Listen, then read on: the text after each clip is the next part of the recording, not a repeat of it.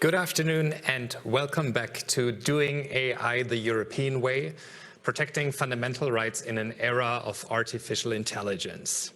My name is Janos Stelker. I'm a journalist based here in Berlin, and I am moderating this conference, which is co-hosted by the German Ministry of Justice and Consumer Protection as part of the EU Council Presidency and the EU Agency for Fundamental Rights.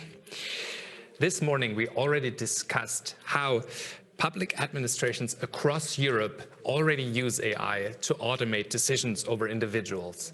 And someone who's been listening closely is Gabriele Heinzel, a graphic designer who specializes in graphic recordings and who is documenting what's said today here in real time. And Gabriele continued drawing as we were all out for lunch. So let's take a look what she has come up with so far. Wow, there's already quite a bit here.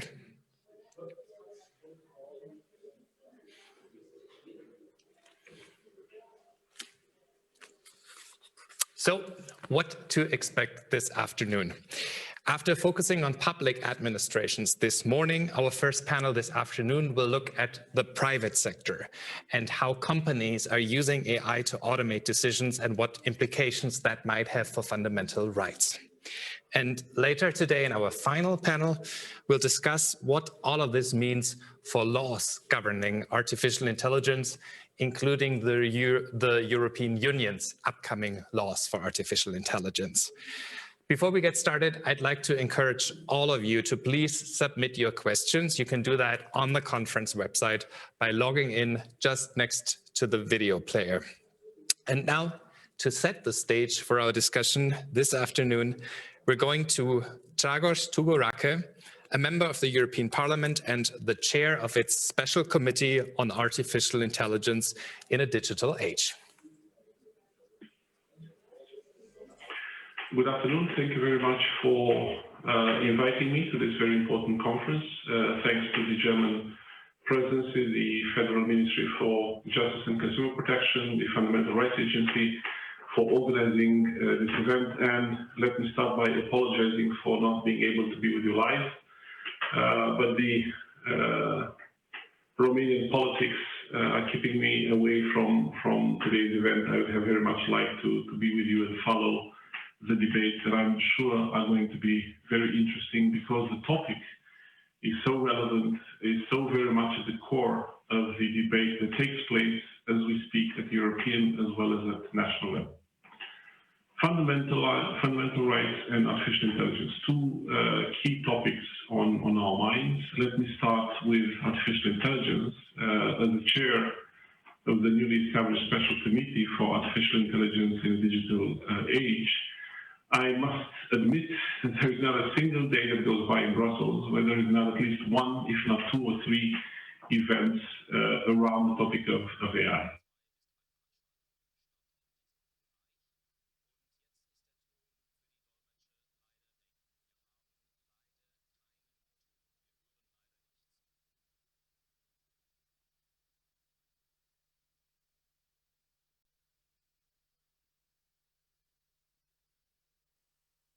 Last year is reflecting in the level of priority, in the level of political attention that is being paid at the European, at the national level to this topic. It's enough to look at the documents, both political documents as well as technical legislative preparations that the Commission is very much geared on. In terms of data management as well as artificial intelligence, it's enough to look at the attention of the European Parliament, at the national parliaments. There are several national parliaments that have already established special committees. I know that the German Bundestag has done the same. And that all, in fact, captures this reality that at the highest levels of the European and national political establishment, artificial intelligence and the technological revolution that comes with it is something that we know is going to affect our daily lives, both as individuals as well as businesses, as well as governments. And of course, this technology is having an impact on our rights. It's having an impact on the way we are conducting our shopping on the internet. It has an impact on the way we are reading our news and we are relating to what happens in the social or political spheres of our societies. It is important in the way we conduct business. It is important in the way we relate business to business. It is, in fact, relevant to how our lives are going to be led, are going to be lived for the years to come. So therefore, the work that is being done, like the work of the Fundamental Rights Agency, and I very much welcome the document prepared by the agency, the research done behind this document, because we need, as Europeans, to continue to put these fundamental values at the core of what we are going to do, both at the political level, as legislators, or as businesses or research entities or innovators that are going to embark on this otherwise incredible journey of digital transformation, of furthering the technological evolution of our societies and technologies.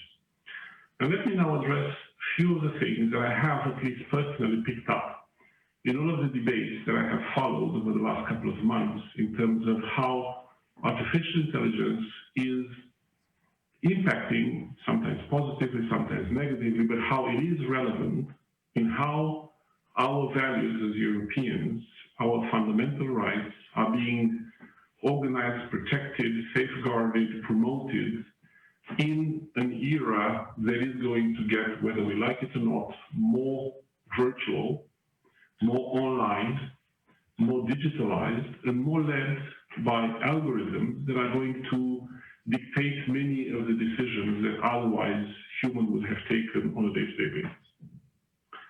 Let me start first with something that is very key to the work that we're doing now at European level, and as much as I saw, it also happens in the same way at national level, which is the issue of trust. Artificial intelligence is a technology which, like any other technology, needs to remain and to be built in a neutral fashion. It has to be built to serve humans. That is the key thing that we cannot forget, that no matter what we do, no matter how we will set the boundaries of the development of these technologies, we should never forget that the ultimate goal of this technology is that it has to serve humans. It has to serve us. It has to serve our interests. It has to make our lives better, whether our personal lives, whether our professional lives, whether our economical lives, whether our businesses. But AI is a technology that is there to make all of this easier for us. And therefore, the element of trust, this ecosystem of trust that we need to build around AI is fundamental. Why? Because if trust is not there, then our citizens are not going to have the confidence to actually take up on all of these innovations that AI is going to bring in our lives. And this is valid from the health sector, very much affected and very much in our minds today as we are all confronted with COVID-19, and we see how much trusting the technological tools that are being put in place to help us go through the pandemics, the element of trust is there. If we don't trust the applications that are being built by national governments to trace the infections, then we're not going to install those applications in our telephones. So, and that remains valid for everything else that is going to happen in terms of the evolution of these technologies. We need to trust it. And if we are to trust it, we need to be ensured as individuals, particularly here in Europe, where we are very conscientious of the rights that we have, and we are very proud of the values that we hold dear. We need to be reassured that the way these technologies are being developed is done such that our rights are being protected. And if we don't understand that this trust is key, then we're not going to ensure that this technology is something that actually is done to serve us. The second element is biases. We know that we live in a society, the physical society in which we live today, which is full of biases. It's full of prejudices, it's full of discrimination, and we have all of us countless examples of how that is true. So while we develop the society of tomorrow, most of which will be a digital society, and most of the digital society being driven by algorithms based on artificial intelligence, we need to make sure that we don't carry over from the physical world of today to the digital world of tomorrow, that we don't carry over the same biases that we have right now, the same prejudices that we have right now, sometimes deliberate, and sometimes implicit. Sometimes we don't see them, but they're there. And it's enough to look at examples such as health, again, very relevant today. Many of the data sets that are being available to be put into algorithms so that they can help us in the health sector are data sets which are skewed towards men. Why? Because they were developed that way. Because data, looking at the characteristics and the medical histories of female was simply not sufficiently inputted to reflect the realities in today's society. So we know already that many of the data sets available to the medical sector of today are negatively skewed against women. There is a bias that we simply cannot afford to take on again in the further development of tomorrow. I will take a second example, whites versus non-whites. Many of the facial recognition technologies, for example, that are available today are known to be prejudiced against non-whites. Simply, the recognition rates are not the same when it comes to non-whites versus whites. Again, biases which are being fueled by the way data sets were being developed up until now, and which are, if we don't pay attention, which are going to be carried over into the way this technology is going to be built from now on. I can take another example, social background. Many of the AI algorithms that were built in some of our member states in order to help with, for example, identifying repeat offenders in the criminal justice system, they were skewed based on social background, based on belonging to a certain community or another, which again in itself is a prejudice that we simply cannot afford to build into the technology of tomorrow. We cannot afford to build into the algorithms of AI if we are to allow AI to work as a fundamental tool in the way, for example, we would organize our criminal justice systems. Thirdly, privacy. Privacy is something that is very dear to us as Europeans. Perhaps with fundamental nuances and differences than in other parts of the globe. And we are proud of that. We have already set standards with GDPR, and these standards were set upon the world, showing that we Europeans value our privacy. We value our fundamental right to keep our private lives sacred. In the way we will build, again, the data sets that will fuel algorithms, we have to make sure that our privacy, our fundamental right to privacy, is not being impacted by the way algorithms work. By the way they would be, again, processing the data that is available in various other databases so that they can actually, in a negative way, impact the rights that, again, we hold very dear. The fourth element that I want to bring into the discussion is the role of state.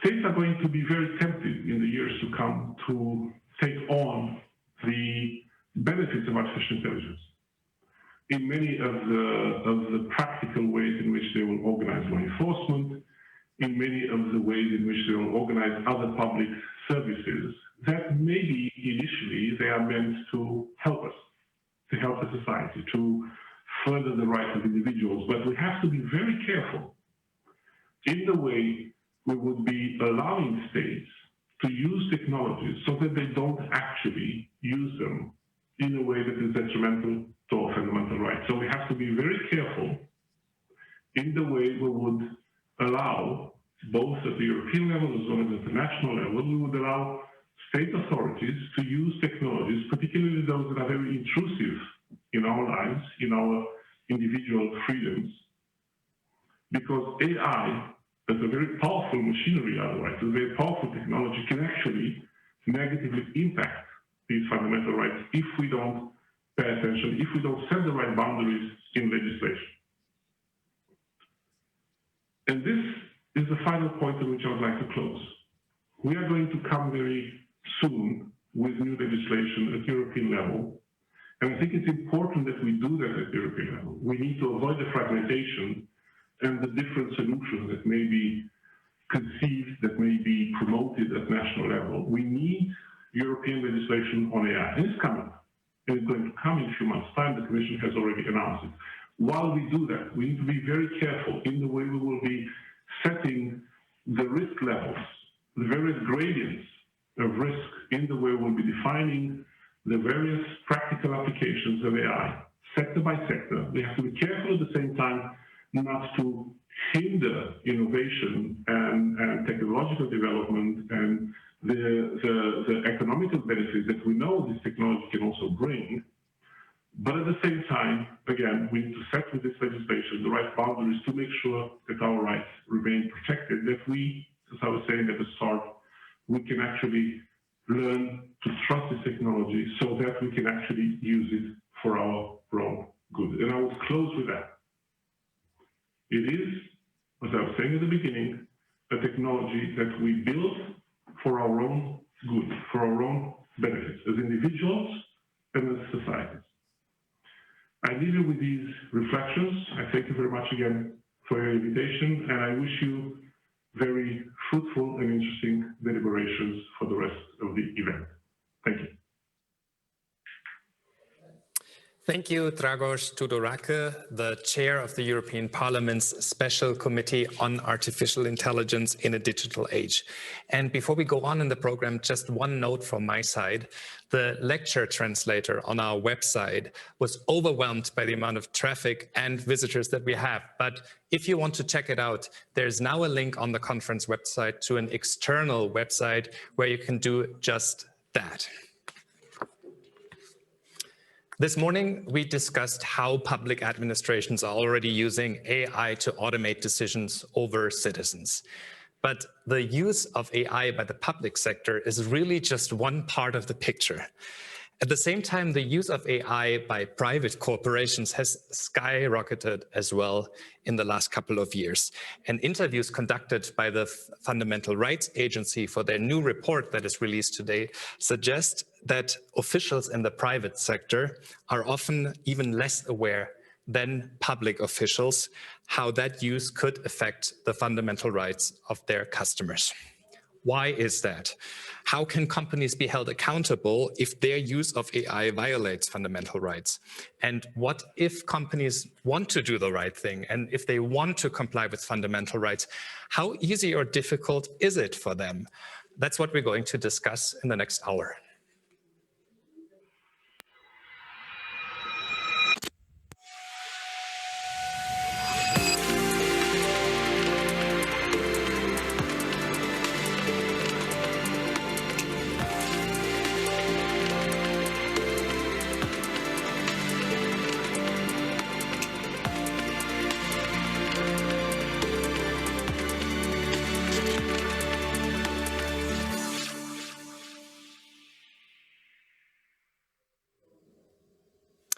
Let's get AI-driven commerce right, but how to do so exactly? That's what we're going to discuss today, and I'm very happy to have 4 panelists with us to give us their insights into the issue. Joining us from Paris is Jean-Paul Langevin, who is the Deputy Défenseur des Droits of France. We're also joined by Sebastiano Tofaletti, the Secretary General of the European Digital SME Alliance, which represents the interests of digital small and mid-sized businesses. We're very happy to have Sandra Wachter with us, an Associate Professor and Senior Research Fellow in Law and Ethics of AI at the University of Oxford. And last but not least, joining us from Brussels is Fanny Hidvegi, the Europe Policy Manager at the NGO Access Now. Good afternoon to all our panelists, and I'd like to start the discussion with Georges-Paul Langevin. As the Deputy Défenseur des Droits, you're in charge of monitoring and advancing equality and fighting discrimination in France. To set the stage for our discussion, could you give us an example for how companies, or for how the use of companies, for how the way companies use AI actually discriminates against customers?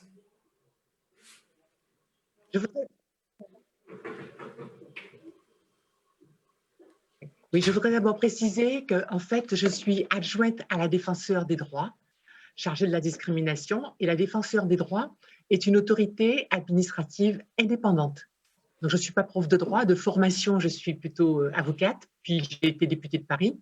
Mais aujourd'hui, donc, j'interviens dans cette institution qui est une autorité administrative indépendante. Donc, effectivement, nous sommes plutôt... So, effectively, we are in charge of artificial intelligence in the public sector, and more so than in the private sector. And this has different reasons. First of all, because there are different legal regulations and frameworks. First of all, there is the discrimination of algorithms or by algorithms in the private sector, for instance, those that are being used by Amazon or Uber or others. And then we also have the discriminatory use of AI on the Facebook network. We also know that companies use differentiation functionalities for social media so that they have respective ads placed for specific users or customers, and sometimes credit scorings also take place, for example, as with an indicator of age as being a limiting factor. For instance, if a certain age is reached, like 69 as a blocking factor. And we also know that in the past there was a case with Western Union you might be aware of. So in that case, there were foreign families, and the names were used in order to determine this, and specific dossiers were blocked even though they had nothing to do with counterterrorism or terrorism, that is. So the problem in this case is that there was no individual control and monitoring of their requests, but persons were simply rejected based on their names. So there are specific types of discrimination based on algorithms. And such a discrimination means that the persons affected are not even aware of this, and they become the victim of discrimination without being able to seek redress, or even without knowing this. Thank you, Georges-Paul Langevin. We don't just want to talk about the industry today, we also want to talk to the industry. Georges-Paul Langevin mentioned Amazon and Facebook, the really big players. Someone who's with us today here representing small and mid-sized digital businesses is Sebastiano Tofaletti. Could you tell us what you hear from the businesses that you're representing? How much awareness is there that they have a responsibility to protect the fundamental rights of their customers? And how easy or difficult is it for them to actually do that job?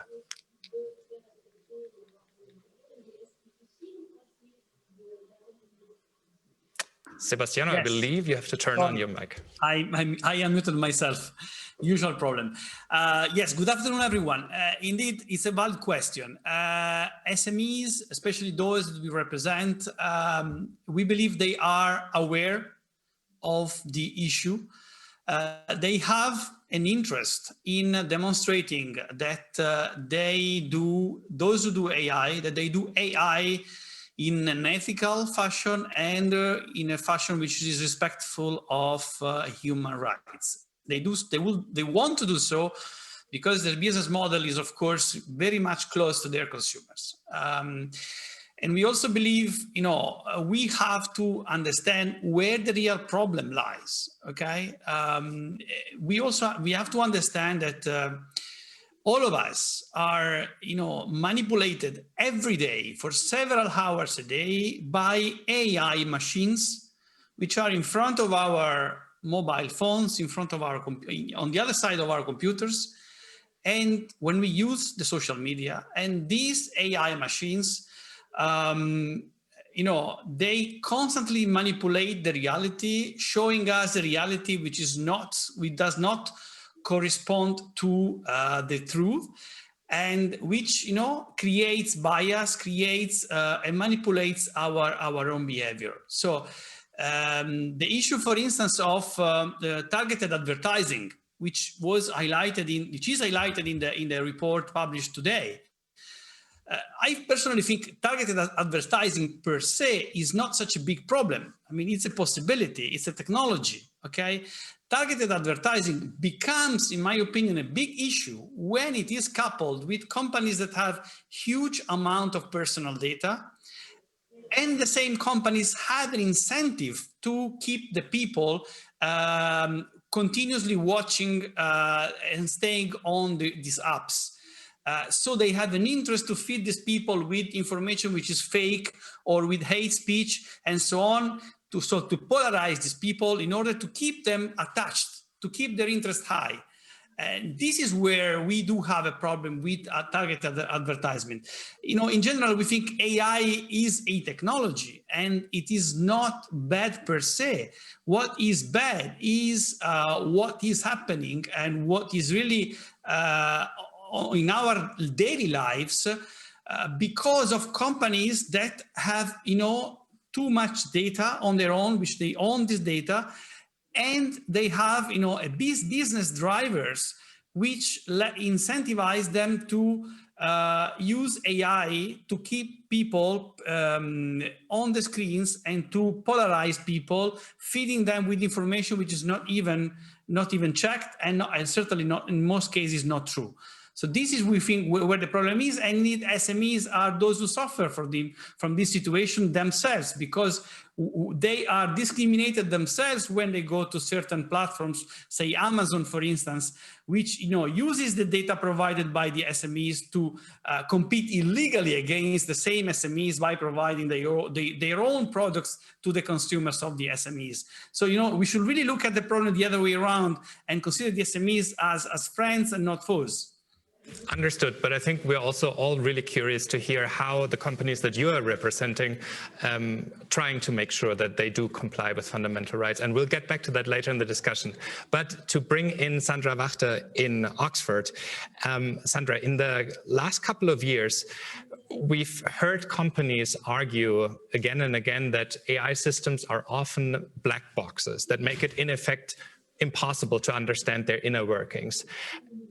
If that's the case, then how would you monitor artificial intelligence? Or is that actually, would you agree with that assessment?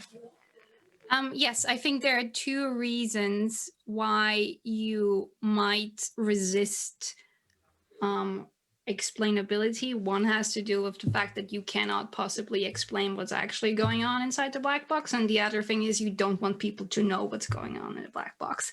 And it has to do, for example, with trade secrets. And we have to be very, very clear to distinguish between those two and think about how we deal with those, consequences. Regardless of which route you choose, explainability is massively important and cannot be understated. We really need to understand what's going on in the black box, because otherwise we run the risk of discriminating against people without being aware of it. We need to know what kind of data is being fed into the algorithms, because that's the only way to understand whether discrimination occurs. We're using very untraditional data sources, and that poses a massive problem to figure out where discrimination actually occurs. If you think about discrimination in a human-human setting, and the things and the criteria that people use to allocate resources, if they want to be discriminatory, are very different. If I'm a racist, sexist employer, I might use things like hair length or or height as a job requirement, and you will immediately understand that this could be a gender issue, for example. With untraditional data sources, we might not know that, right? I might just use things like your shopping history, or the movies that you watch, or the food that you eat, and it's going to be very, very hard to figure out whether this correlates with protected attributes. So testing will be more and more important, and we can't just leave the black box alone. And similarly, algorithms might just come up with new groups that non-discrimination law doesn't account for, right? We have discrimination protection based on gender and ethnicity, sexual orientation, disability, because that's how humans understand other humans. But algorithms group people very differently and find similarities between people that we are not aware of. So for example, an algorithm could group people according to the pets that they have, or the ice cream that they eat, or whether they're video gamers, or whether they like skiing, and use that as a decision-making criteria to give out loans, admit people to university. And those groups have no bearing in non-discrimination law, because a skier, a video gamer, a dog owner are not people that discrimination law accounts for, because they have historically not been disadvantaged. So we really need to know what's going on inside the black box, because it's going to be very, very important. And especially because we run the risk that we might not actually know that we're being discriminated against. Again, coming back to a human-human setting, a person might tell you to your face, you're not getting the job, the loan, the scholarship because of the color of your skin, your belief, your abilities. And you know that something is wrong, unjust, unfair, potentially illegal, and now you bring a claim, right? With algorithms doing that kind of stuff, that feeling of unfairness is eroded. Targeted advertisement was just mentioned. Algorithms are able to infer those very insensitive data, ethnicity, gender, health, without you being aware, filtering you out, and either targeting you or excluding you from the market completely. So you don't even know that thing happened, and you would never bring a complaint.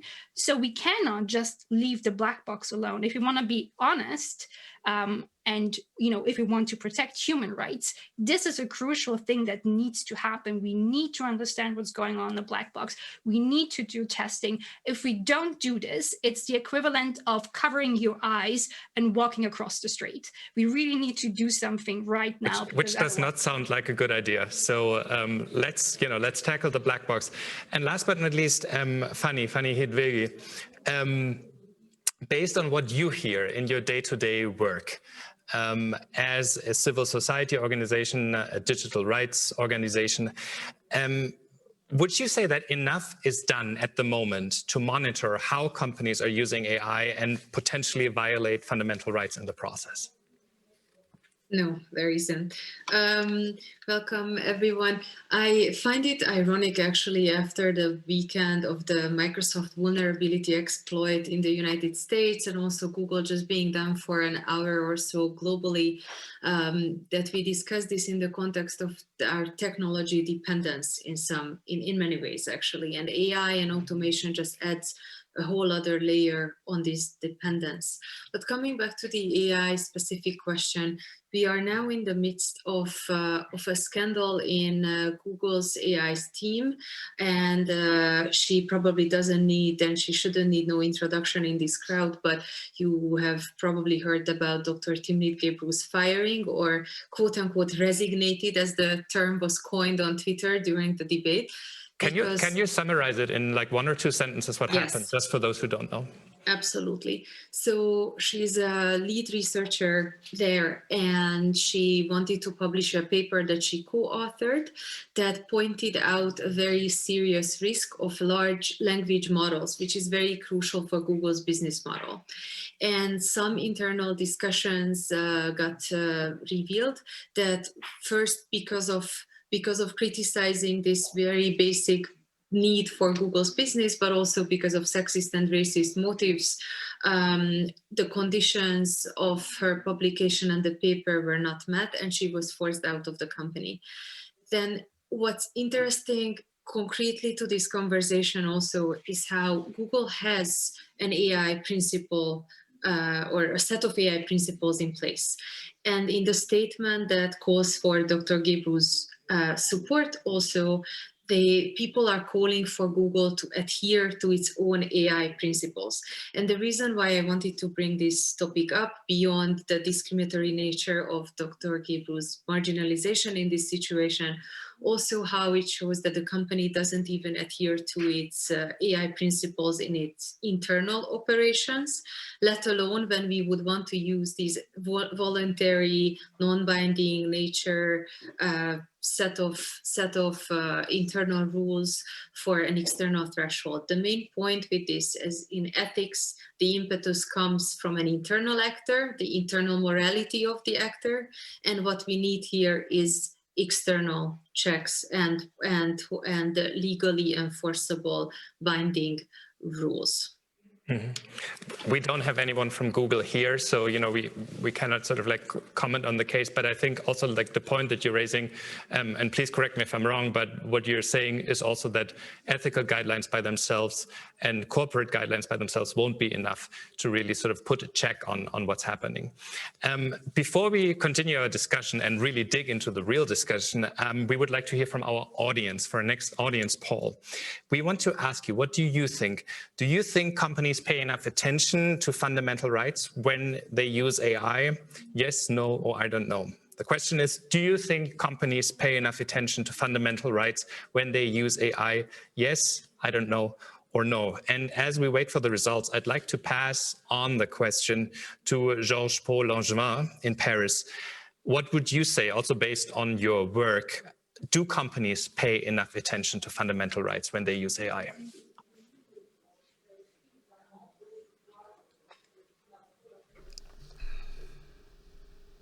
Je pense que actuellement.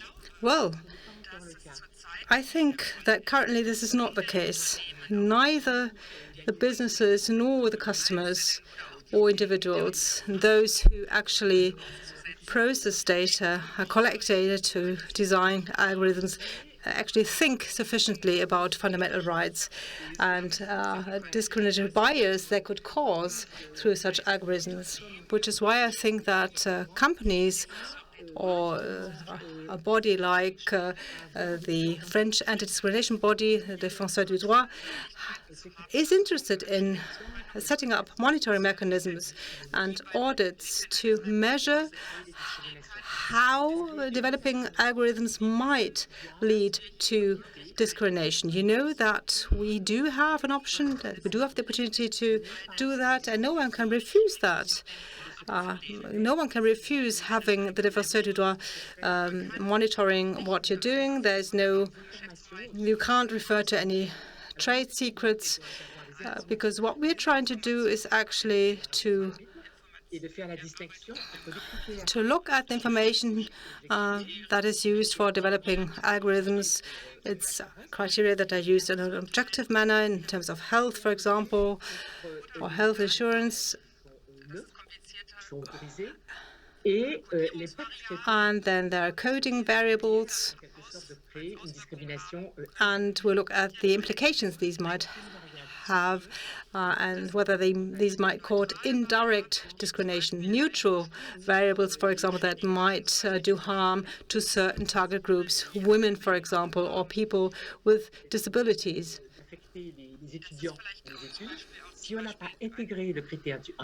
And this, for instance, may also happen to you when you're a student and you want to start studying at a university, but then you're not included, you're not accepted into university because the criteria of disability was not included. So we were looking into this, and we have to submit the right applications in order to get the information we need, but sometimes we're encountering difficulties. We have difficulty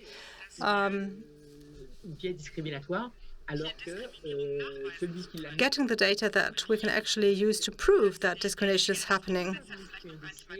And maybe the person designing the algorithm didn't even want any discrimination to happen. So we always try to find an amicable solution. We issued recommendations. That's what we do. So Et nous agissons sur l'évolution des pratiques par la production. When there have been court proceedings, then you can also issue recommendations to the judge. Avec le Conseil de l'Europe, We can also issue thematic reports, and we're also working with the Council of Europe pourrait être étendu à d'autres acteurs. Et nous avons and working on a document to prevent discrimination through AI. We're also working with different research partners in order to develop our practices further.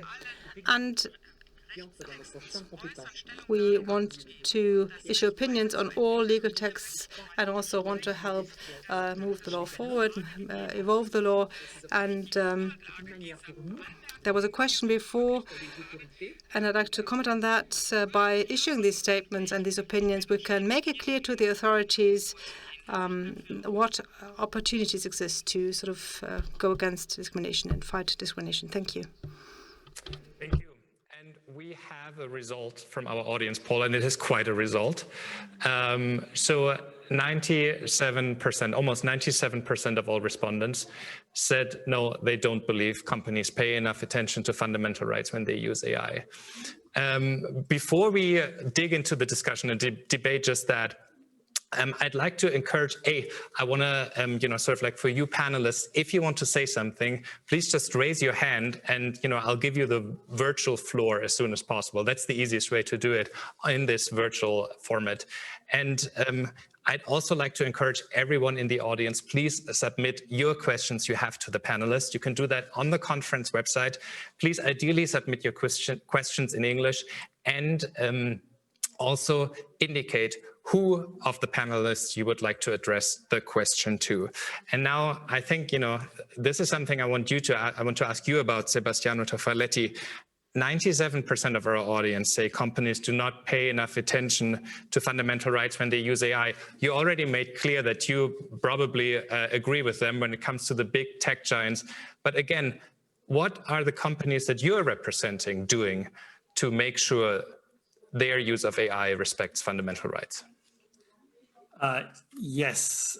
Well, if I had to reply myself to that question, I would also not trust companies in respecting fundamental rights when using AI, because I am a user myself of the social media, for instance, and I know that there is clearly an evidence that these companies do not have a business incentive to respect fundamental rights and to act ethically.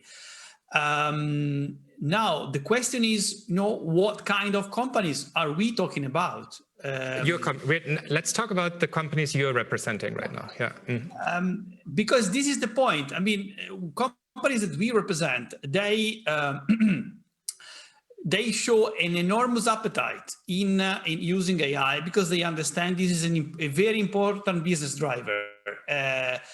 This can really lead Europe to a more prosperous and better future. Most of the companies we are talking to, you should consider that during the course of 2020, we have established a group which is called Focus Group on AI with the European Commission Joint Research Center, where we have 100 SMEs, European SMEs from different countries across the continent that do AI, adopt AI, and advise AI for other companies. And one of the important things we have seen there is that there is in Europe a lot of knowledge, a lot of attention about ethical and fundamental rights issues. In the group itself, we have a lot of companies whose business is to advise other companies how to make ethical AI. This is all SMEs, and their business is to advise other companies. So there is a lot of interest from our own companies to show that they are different. You see why it is important to talk about those specific cases, which have been mentioned by the other speakers here. I heard about Apple, Facebook, Google, Amazon. This has been named by the speakers in this panel. And so what our companies want, what the SMEs want, is to show that they are different. Of course, in doing so, we should also allow them to try to innovate, etc. But they are very happy to work with the regulators, to work with standards, to have clear guidelines of what it is possible and what is not possible to do. But we should understand what is the business driver behind. Why does a company want to have a black box, as it was mentioned earlier, which goes into certain directions rather than others? What are the business incentives behind? Okay, and if I think about Facebook, it is quite obvious what they want to do with these black boxes. But when we talk about the SMEs, we should understand what is it that the SME really is in their business interest. And most often, there's not going to be any major concern there. And on the other hand, these companies are very much willing to demonstrate that they are doing good, and they are willing to take advice from the regulators, from the authorities on what is it that they should be doing in order to make sure that they differentiate ourselves. Because it's a matter of showing to the world that our companies can do this and they can do it differently. Understood. Maybe Fanny Hedvigi, what do you think? Because this is also something that you're dealing with in your day-to-day work. Are you convinced by what you hear?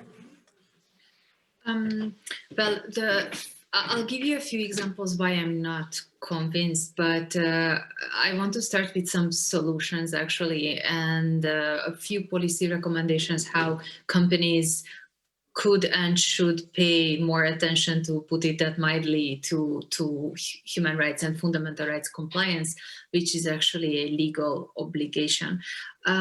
We believe that this low and high risk approach that the European Commission put forward is not sufficient because of its nature of missing a lot of things in between.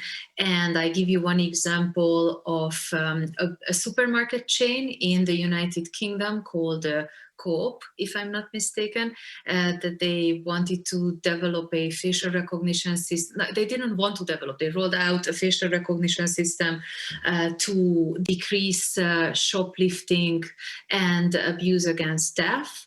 And it became, the database that the company used was then linked to a national database. And a relatively small scale application in a shop based on the discretion of the staff can then be something much, much larger. We agree with the Fundamental Rights Agency's conclusion in their report about human rights impact assessments, and size in itself will never be enough of a factor. We've seen, let's say, the very well-known Clearview AI example, and that abuse, which was not a large company but did a large harm. And another example that came to my mind, which is probably more well known than the shoplifting one, is Amazon Halo's use of emotion detection, and how it claims that it will detect the tone of your speech, and it will very likely to discriminate against non-native speakers or people with specific accents.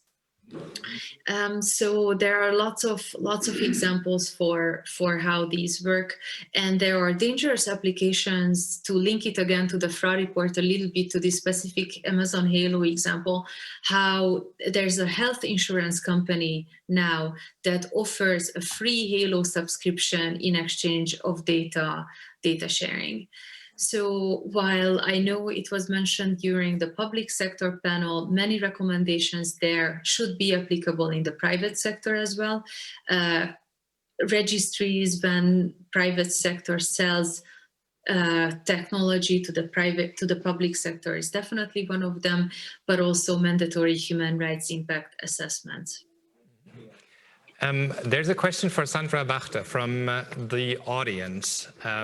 It's Trine Seal who's asking you, what do you see as the role of privacy-enhancing technologies, or PET, in AI-based data processing? Maybe that's something we should explain. Privacy-enhancing technologies are, in effect, technologies that help you make your use of technology more privacy-savvy, if you will. I guess that's one way to put it. And also he's asking what kinds of PETs are already being used in case of AI. Do you have any examples? Yeah, thank you so much. I think the most important thing is a little bit to distinguish between the potential harms that could occur. So roughly what I see the main 3 harms are that could occur is privacy, like inferential analytics, finding out something about you that you don't want to know, versus bias, fairness, and discrimination. That means using the thing that you just inferred about a person and using it to disadvantage them. And thirdly, explainability, understanding what's actually going on inside the black box to figure out why a certain decision was made in that regard. So even if we had better privacy protections, you're still not going to solve the other 2 problems, and especially the bias problem, because the problem is not so much in figuring out who is behind the data point. It is more about encoding all the biases from our society. If I'm using, for example, past hiring decisions, right? Whoever has held a certain position in the past, or if I'm looking at who has been granted a loan, I can do that in a privacy-preserving way. The bias won't go away because racist and sex-ring loan practices and hiring practice will still be transferred over there, right? So it's a problem, but it's not necessarily a bias problem. So if you wanted to solve accountability as a holistic thing, you need to tackle those 3 bases from different angles. And regulation, in my opinion, is the only way how we can get a handle around bias, which means figuring out testing methods to figure out whether something is biased and discriminatory, and having standards of what is reasonable to do with the type of data, which is something that we currently don't have. So actually, before we start thinking about that, we as a society need to have a conversation of what it is that we want to allow in a society and what it is that we don't want to allow.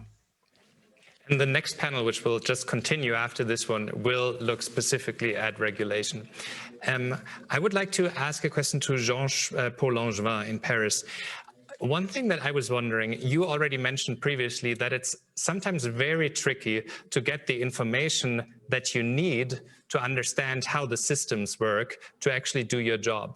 Another thing that I was wondering is how easy or difficult is it for you to get the people who actually have the expertise in the field to understand artificial intelligence and technology and convince them to work for you rather than work for the industry where they might, make much more money?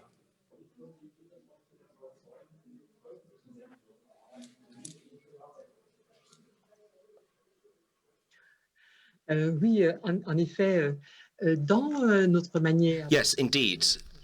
This is rather difficult. I'd like to point out the following.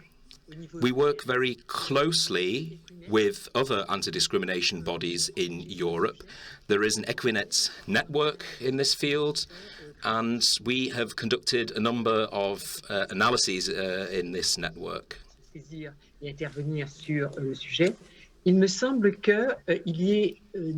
For me, it seems important and it seems necessary for us to disseminate information,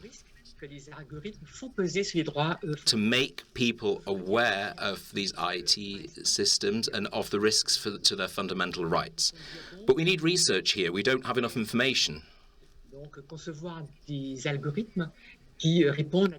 We need to ensure fair learning, after all.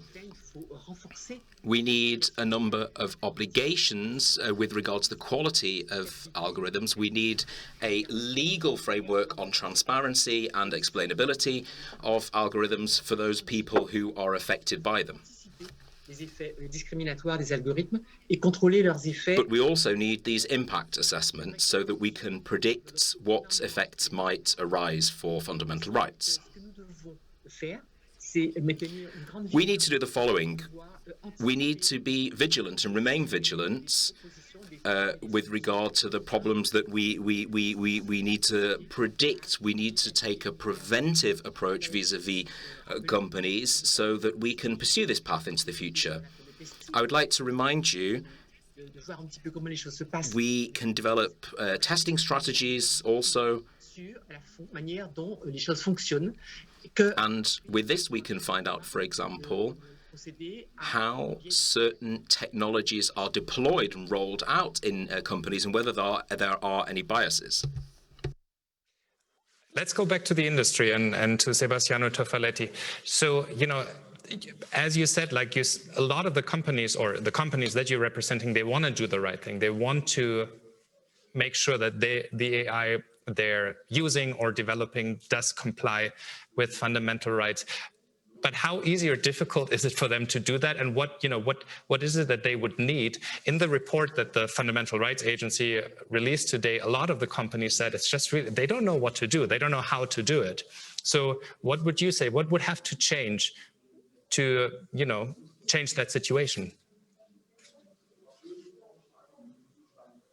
Yes. I would say that I agree with what the report finds in that respect, because there are certainly very large portions of the private sector that, even though they would like to comply, they would like to do ethical and respectful AI, they probably need guidance how to do that. Now, I think, investing in the education and training, investing in skills is particularly important because many of the companies, especially the small ones, they may start using AI, but they may not have all the understanding and all the skills necessary to assess certain issues. And, as it was said, someone may have a very good technical knowledge, but then do they have all the knowledge about, fundamental rights, ethical issues, and so on? Yes and no, it depends. Yeah, we do have in Europe, as I said earlier, many companies that are specialized in that. We are certainly, what we see around the world is that Europe is really leading in ethical matters. We know from the groups that are developing the standards worldwide that the European contributions are much stronger than the contributions from the rest of the world. This is what we were said many times. So there is a lot of knowledge in Europe, but indeed, when the more the technology becomes, commonly spread among industry, the more we will need, support in terms of making sure, our companies have the right skills to take the right decisions and to do the right things. To do the right things. We are already at the end of our discussion.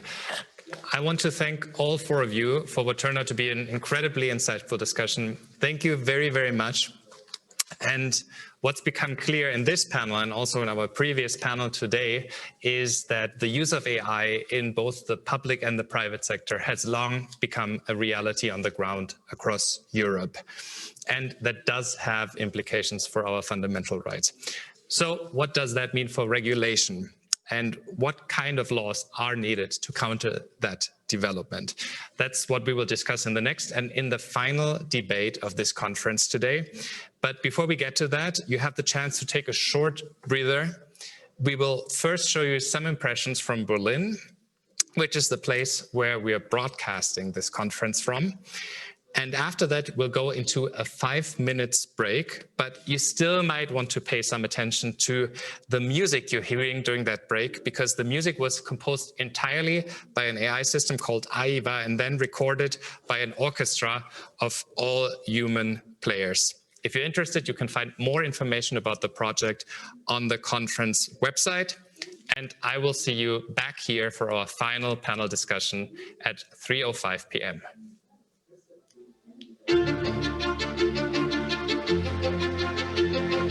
Ich bin ein Berliner.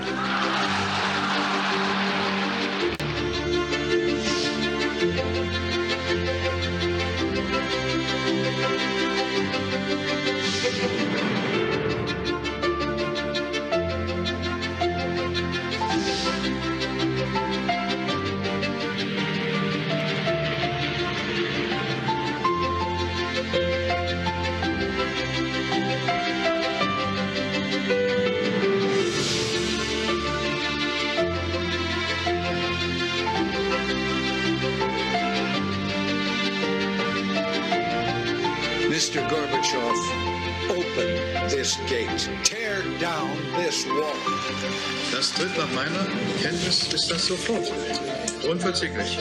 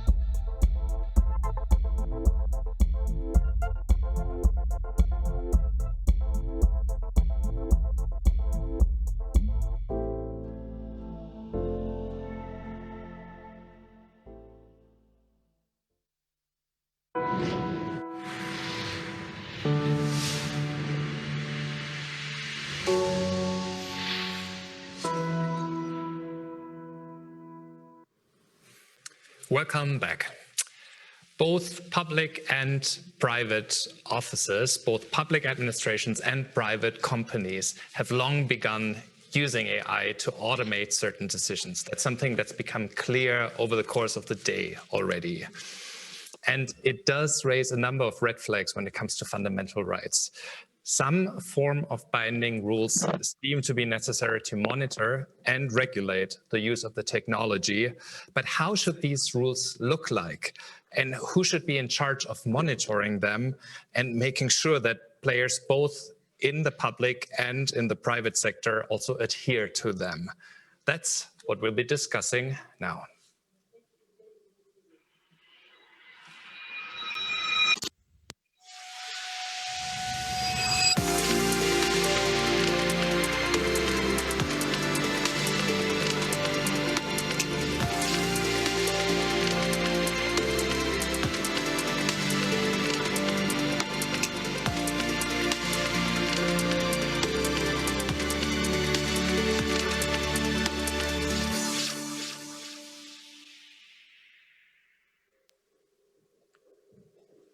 Let's get AI right, and let's get AI regulation right. That's what we're going to discuss now, and I have 5 panelists with me who are well versed to give us some guidance on the issue.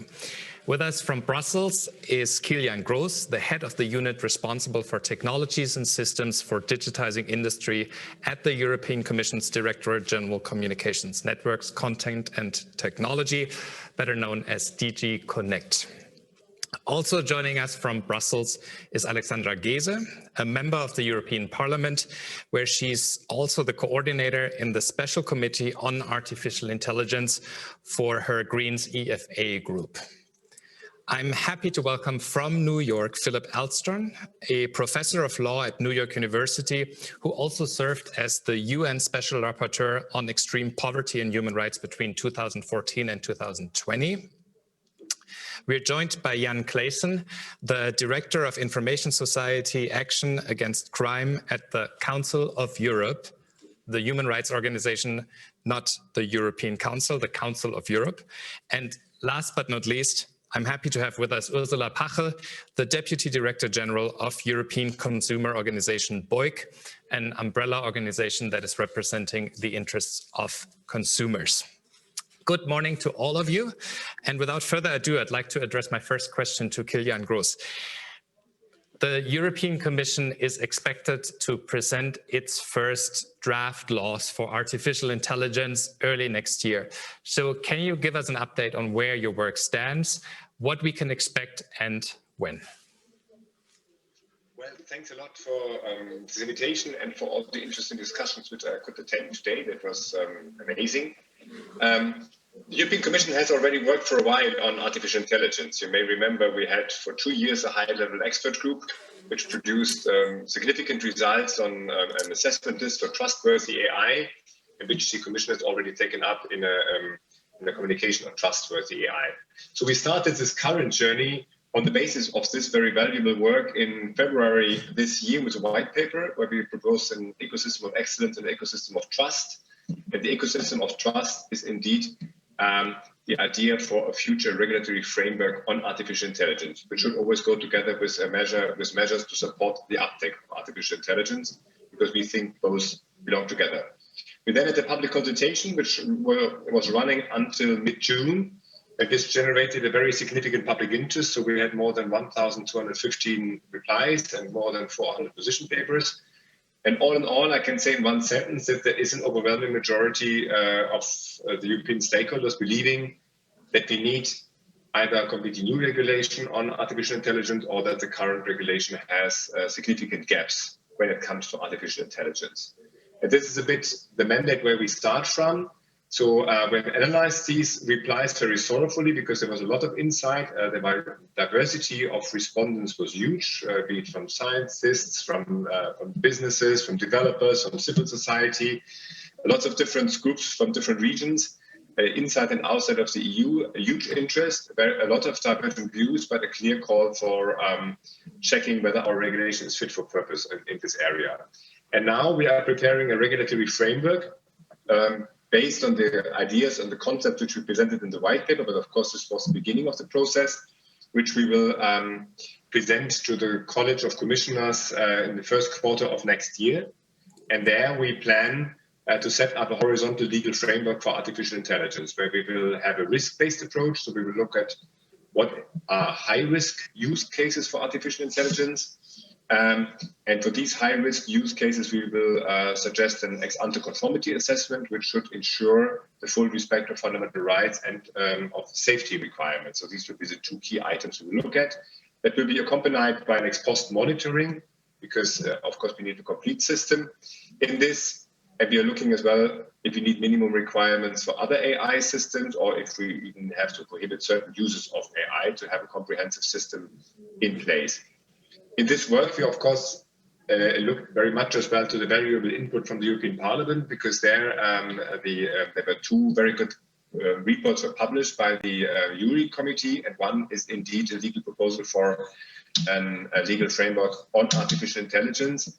And that is as well a very, and we of course discuss and study this very much in detail. So the final proposal will then come out in the next, probably in March next year. March of next year. We will stay tuned.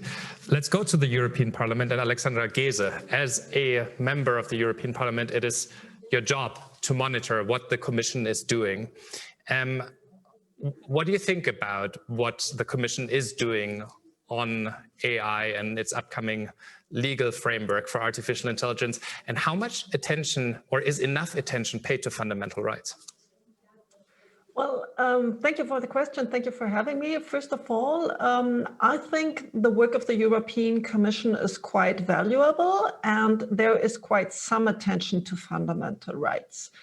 And I think in this context, we have to show and to reiterate, and we can be very proud about being the first continent that's coming up seriously with a legal framework.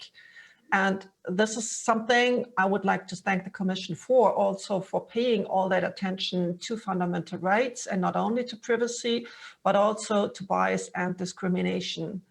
Where I have some doubts is whether the high-risk approach is really enough. I think artificial intelligence is a very dynamic technology, and it is very context dependent. And therefore, it might not be enough to declare one technology being low risk at one time or high risk at one time, but we have to find a framework that is flexible enough to adapt to the situation.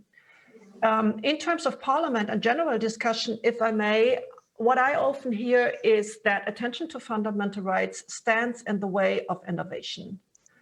And this is something I would like to criticize very strongly, because for a series of reasons. First of all, we don't only want to import artificial intelligence from other continents, because we have to see that today the leading companies in artificial intelligence, the ones that are really ready to roll out, are not mainly European companies. Where we are strong in Europe is in manufacturing, in sustainability, for example. So in artificial intelligence, applied to machines, applied to objects, not to people. And applying it to objects and to machines, we have to make sure we have a liability regime, we have to make sure we have safety, but we don't have huge bias and discrimination issues. So having clear regulation benefits European companies who specialize in other fields. They don't specialize in manipulating people. And I think we can't take discrimination and bias by artificial intelligence seriously enough. And we should rather create innovation in Europe, saying we want products that are different, that don't discriminate, and really focus on that in our research. Think about the German company BioNTech, for example, who is producing finally the vaccine against COVID. The co-founders are of Turkish origin. So they are the people who are being discriminated against only because of their last names. Every time they look for housing, every time when they were young and wanted higher education. I mean, there's so many studies that demonstrate in Germany that people with Turkish last names are being discriminated against. And if all their life choices would have been based on artificial intelligence, they probably wouldn't be leading that company and giving us a vaccine against COVID. So this is where we should focus our innovation, I think, in discrimination-free artificial intelligence and artificial intelligence for machines, for manufacturing, for sustainability, for combating climate change. That is good innovation. And we will discuss exactly, what's needed on the level of regulation to make that happen. Let's go across the Atlantic to Philip Elston. In October of last year, you released a report in which you warned that we could be heading towards what you called a digital welfare dystopia. That was over a year ago, and in the field of technology that we're discussing, that's quite a long time. So since then, and also against the backdrop of what we learned from the new report by the Fundamental Rights Agency here in Europe, would you say that we have indeed moved closer towards such a digital welfare dystopia? Well, first of all, let me say that the report by the Fundamental Rights Agency is a major contribution, and I welcome it very strongly. One of my concerns in the report was that too much of the discussion about AI tends to focus on issues like privacy, surveillance, bias, and non-discrimination. And it doesn't extend to the broader context of digital governance, particularly as that affects welfare programs and social protection more generally. I think this report makes a good start, but I still see nonetheless a fairly strong emphasis on the more traditional issues rather than looking more broadly. I think just a couple of other quick comments. It's very difficult to look at AI in a way that takes it away from the broader ecosystem. It's part of a broader movement, digital technologies in general, but the context in which they are being pursued. And my report was very much about the extent to which the ways in which digital technologies are being used to, quote, promote social protection are very often very skewed, very one-sided. They're all about certain definitions of market efficiency, cost savings, detecting fraud, linking up with other databases to expose what's going on, rather than employing artificial intelligence to provide a much better system of social protection for people. And I think that is built into the economic interests that are driving much of this. And of course, it's not made any easier in the EU context by the fact that these are not issues that are harmonized across the continent, but are left to each individual state. Thank you. It seems that Jan Claesen has been disconnected for us, so that's why we're going. No, there he is. Jan, can you hear me?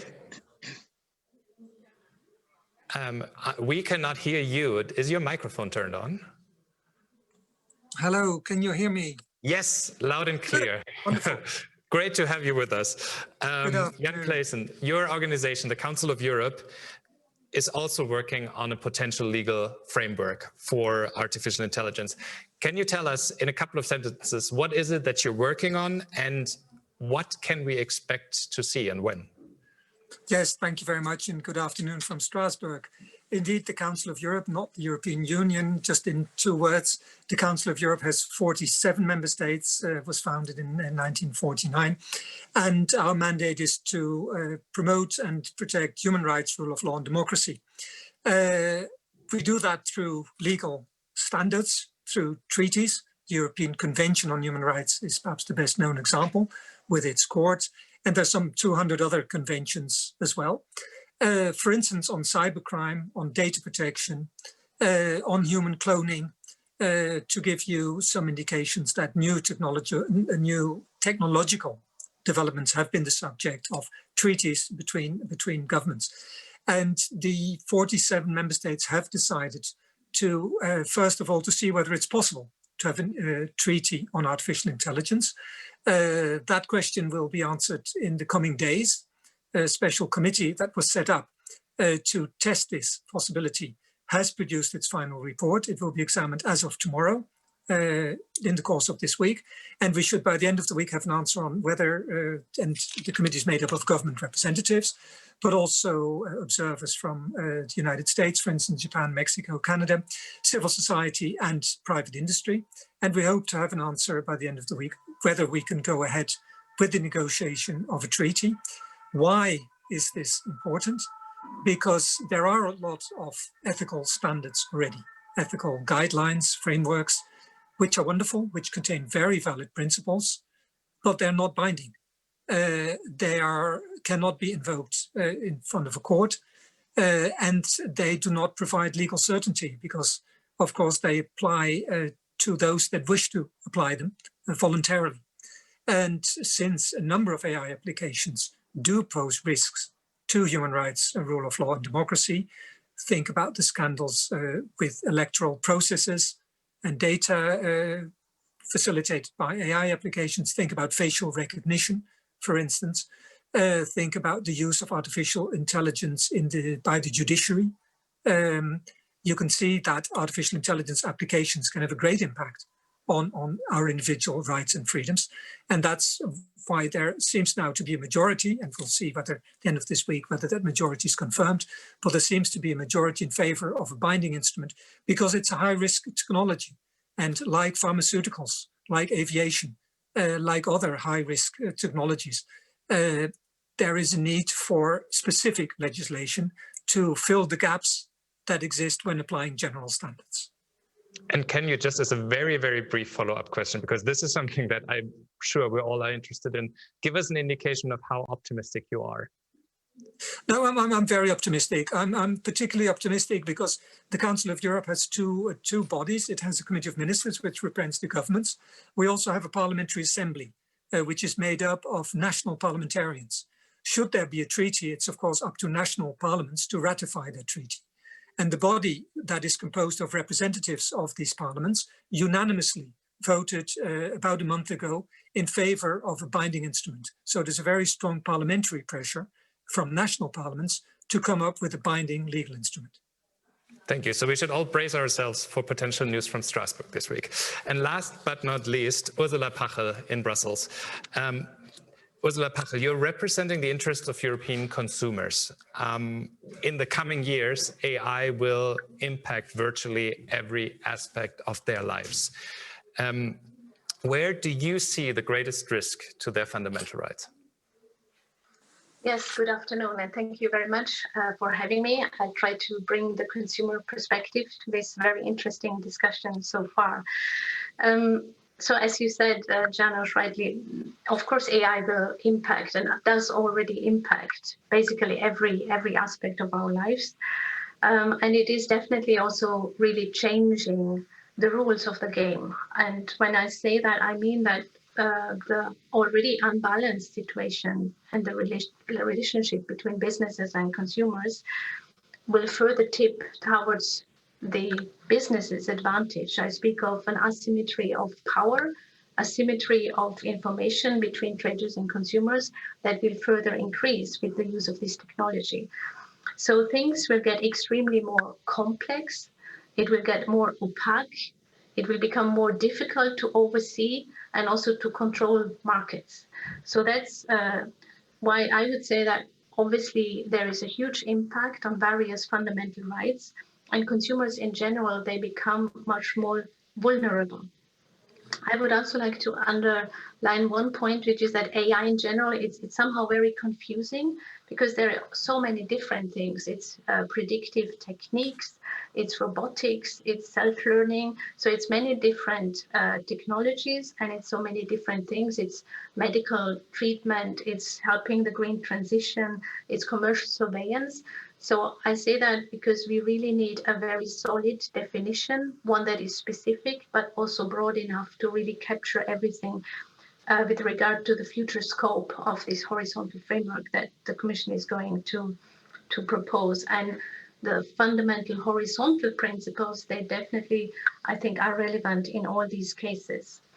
I also very much welcome the study and the report of the Fundamental Rights Agency. particularly because it really includes a chapter on consumer protection. And many people, if they think of fundamental rights, they don't think consumer protection. And so it's very welcome that the agency has done this work to really explain what are the fundamental rights that are most affected. And we know it also directly from consumers, from a survey that we have done, our members have done in 9 different countries.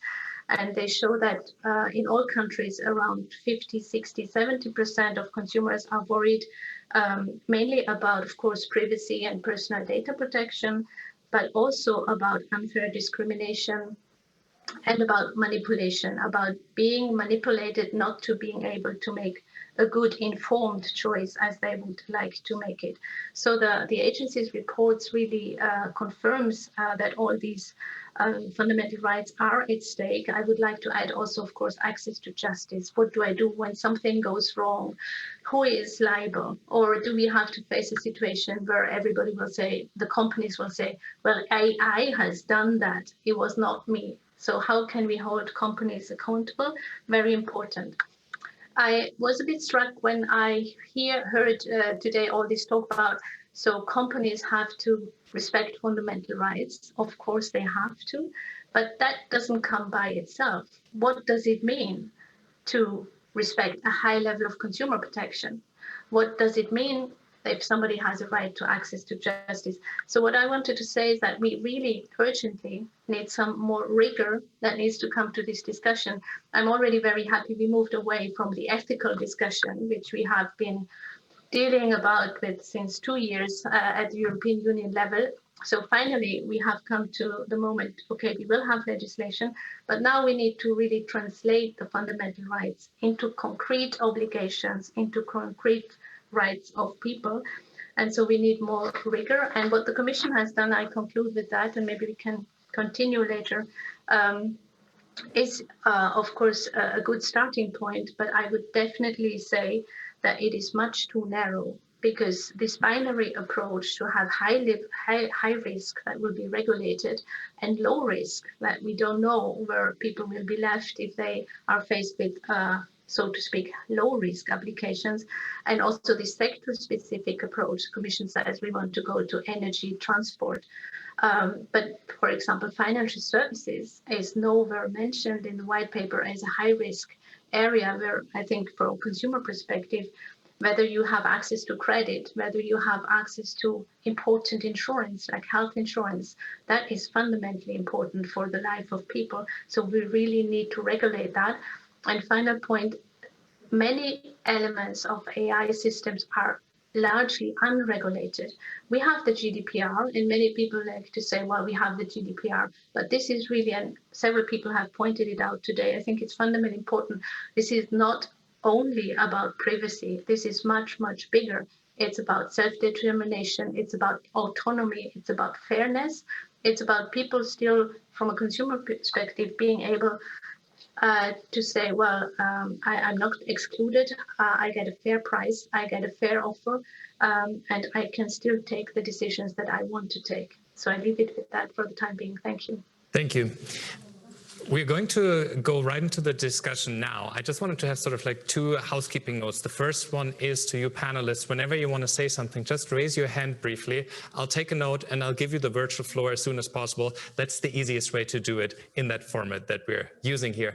And the encouragement to the audience, please submit your questions to the panelists. Ideally do so in English, and please indicate who you would like to address the question to. And we already have a question from the audience that I know is also on a lot of people's minds. It's a question to Kilian Gross from the European Commission. Sarah Chandler is asking, how do we see the overlap between the AI regulation that we talked about and the Digital Services Act? And maybe as you answer this question, you can briefly describe to our audience what the Digital Services Act is. Kilian, I believe your microphone isn't turned on. Thanks. The Digital Service Act will be adopted by the college this week, together with the Digital Market Act, and this is these both legislative texts will be, I think, be milestones in the platform economy, because it's about fixing the rules on what a platform should do, how a platform should control or should check content, and what would be the obligations of a platform in the framework of this new platform economy. So we're trying to adapt our rules to move away, in particular in the DMA, from the ex post market monitoring to a certain ex ante market monitoring. But you will see all this in detail once the final discussion has taken place between the commissioners. And it makes it, of course, a bit difficult for me to answer how one future act would react to another future act, because both need first to be decided. And it's always a bit difficult if I have two, it's like a balance with two unknowns, even if I have, of course, a bit of knowledge. So therefore, beg me pardon if I'm not that precise as I would like to be. In principle, we will not deal directly with obligations of platform operators. What we are really looking at are use cases for artificial intelligence uses, for applications, how you use certain artificial intelligence applications. And we will try to assess what you need to do as a provider of such an artificial intelligence application in order to bring that to the market. So we would look, if you want to look from the platform perspective, it would be upstream. We would look at it before. And we will have an ex post market monitoring system, which will look as well at the user, but as well as a provider. What do you need to do once your product, your system is on the market? What do you need to do in case there's a problem? What kind of monitoring do you have to ensure? And what do you need to do in case you recognize that things have further developed or have gone out of order? There may be a certain interaction, of course, because we are thinking about whether we would as well need to identify uses which we would not like to see at all. And that would, of course, have an impact on the platform operators, because then they would have to turn down certain content which may be identified by these means. But I think that we should see then once the, later this week, perhaps once the two acts have been adopted. But so there will be a certain overlap, but I don't think there will be a lot of overlap, because in reality, our act, our intention is to regulate on the AI uses and not so much on the concrete content, which then will be addressed by the DSA later on. And since we're already in the trenches of policy here, Kilian, a follow-up question to both comments by Alexandra Gese and Ursula Pachel, who both were, let's put it that way, skeptical or critical of the definition of high-risk AI. Do you hear them? Is this question to me? Yeah. Well, yeah. You're the one writing the rules, right, at the moment?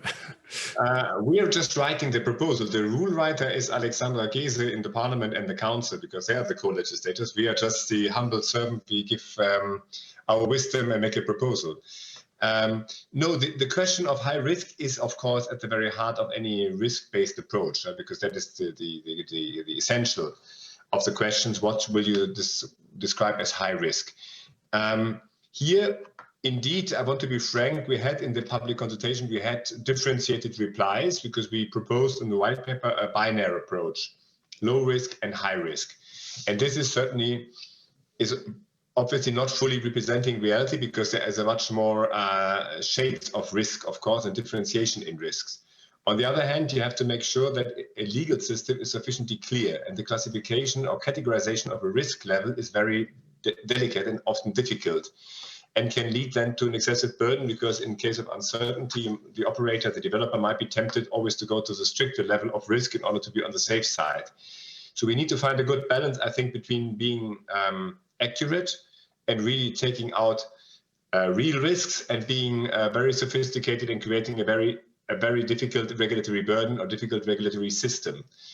What we hear, on the other hand, from a lot of operators in this public consultation is what is essential is certainty. What would be really bad would be, I think, for our startups and the innovators, would be a lot of uncertainty, that they have to undergo very complex assessments and have a lot of uncertainty what is risky and what is not risky. So what we will try is to identify as much as possible by the legislator what are the use cases, and some have already been mentioned, and we're discussing them, of course. What should be the use cases where we have evidence, be it in literature or in cases in courts, that there is a real problem.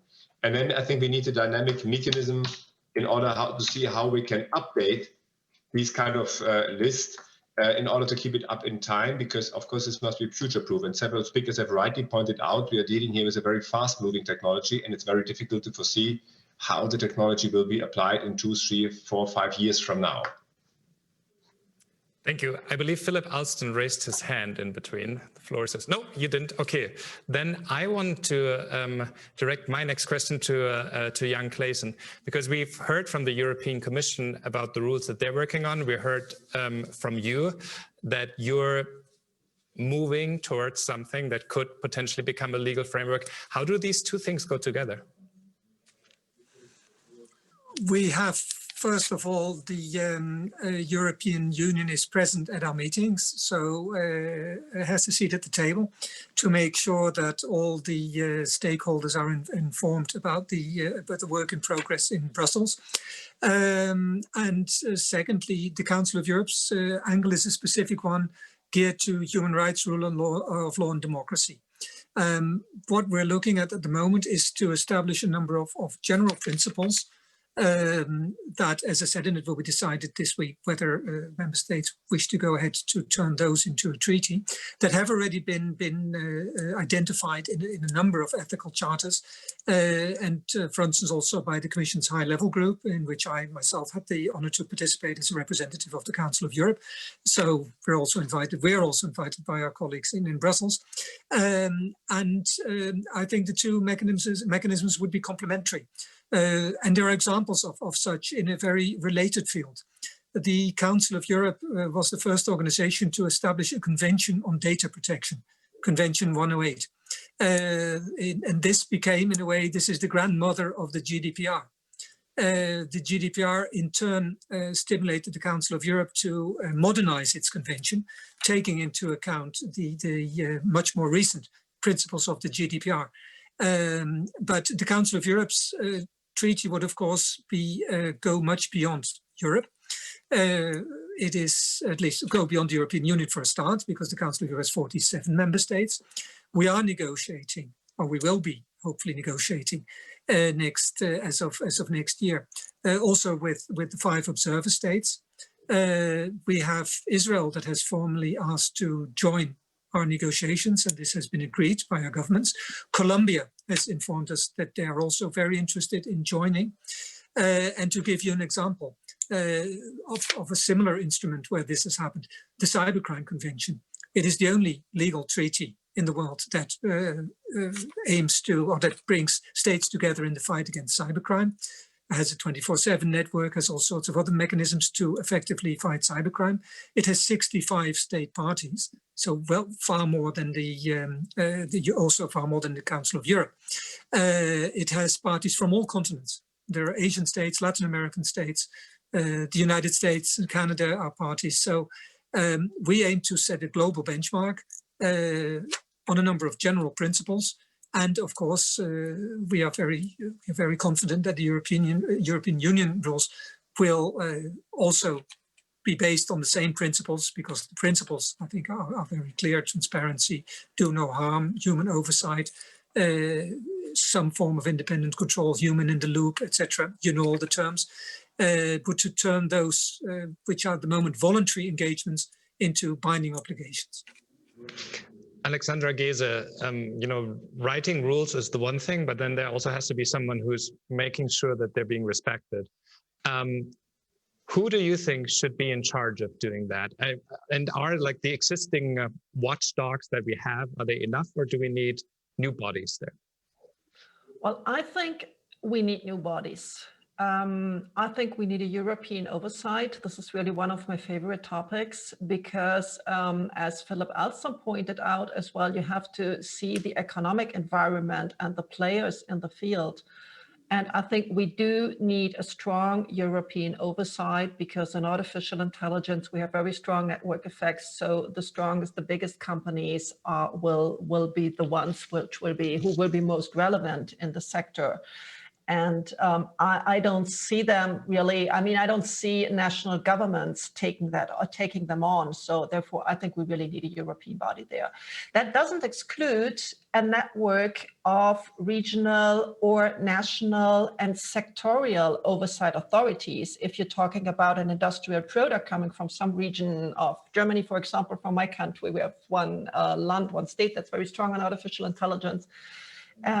And it's a local company. It should be perfect having an oversight that knows that kind of industry, because obviously artificial intelligence is absolutely not the same if you talk about targeted advertising, recruitment, or automatic maintenance. Those are completely, or farming, those are completely different things, and you need the sectoral competence.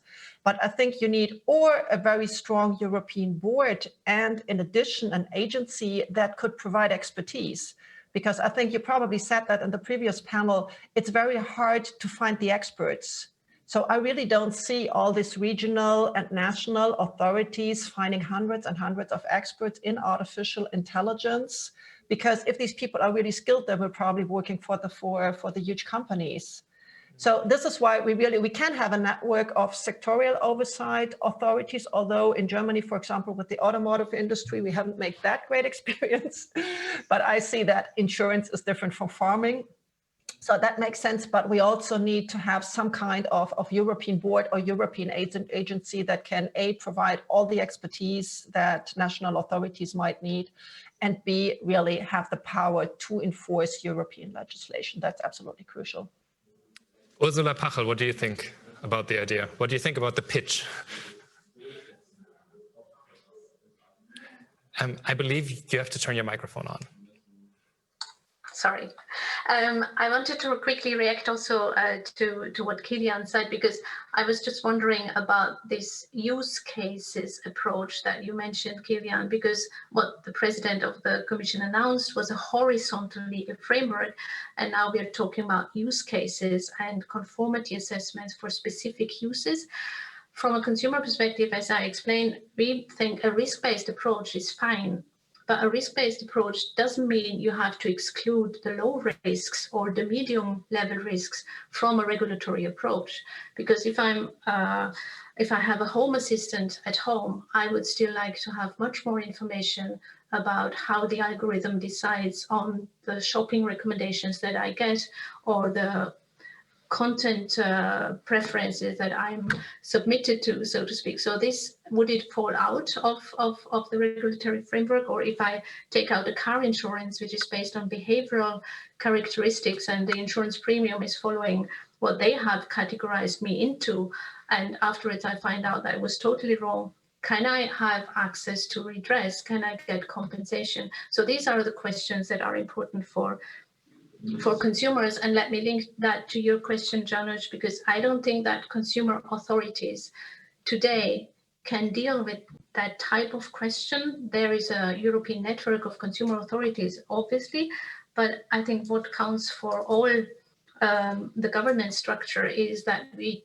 currently don't see the resources and the expertise that our traditional authorities would have to deal with checking the legal compliance of these AI systems that we see. So we need really, I would agree with Alexander Gezi that we need new structures, and we need to really give a boost to the existing governance, and that needs to be a mutual thing. Also, the businesses have to have disclosure obligations, and they have to make sure that we can look into the black boxes. Consumers currently say up to 70% in certain countries that they don't trust authorities to really control the market when the AI systems are used. Thank you. I'd like to bring Philip Elston back into the discussion. Philip, as you listen to this debate that we're having here, a lot of people here in Europe like to compare the work on that AI regulation to the GDPR, that sweeping set of privacy rules that we have here in Europe, and that has become sort of a role model that was copied by several countries around the world, by Japan, Brazil, even in the US, in California, you see similar legislation on the state level. What do you think? Do you think this AI package that we're going to see in the coming years will have a similar impact around the world and will be copied?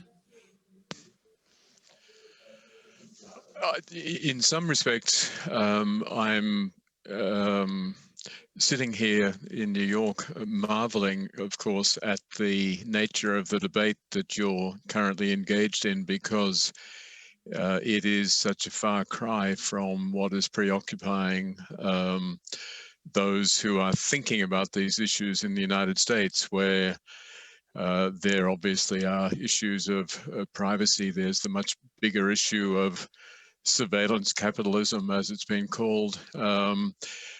And there's now the big discussion on antitrust or competition law and the need to break up the major monopolies.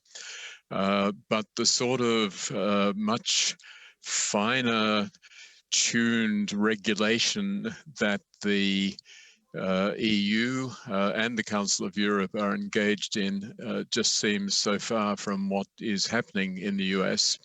I think the result of that is that the United States is going to end up having to put up with or absorb a lot of the European standards.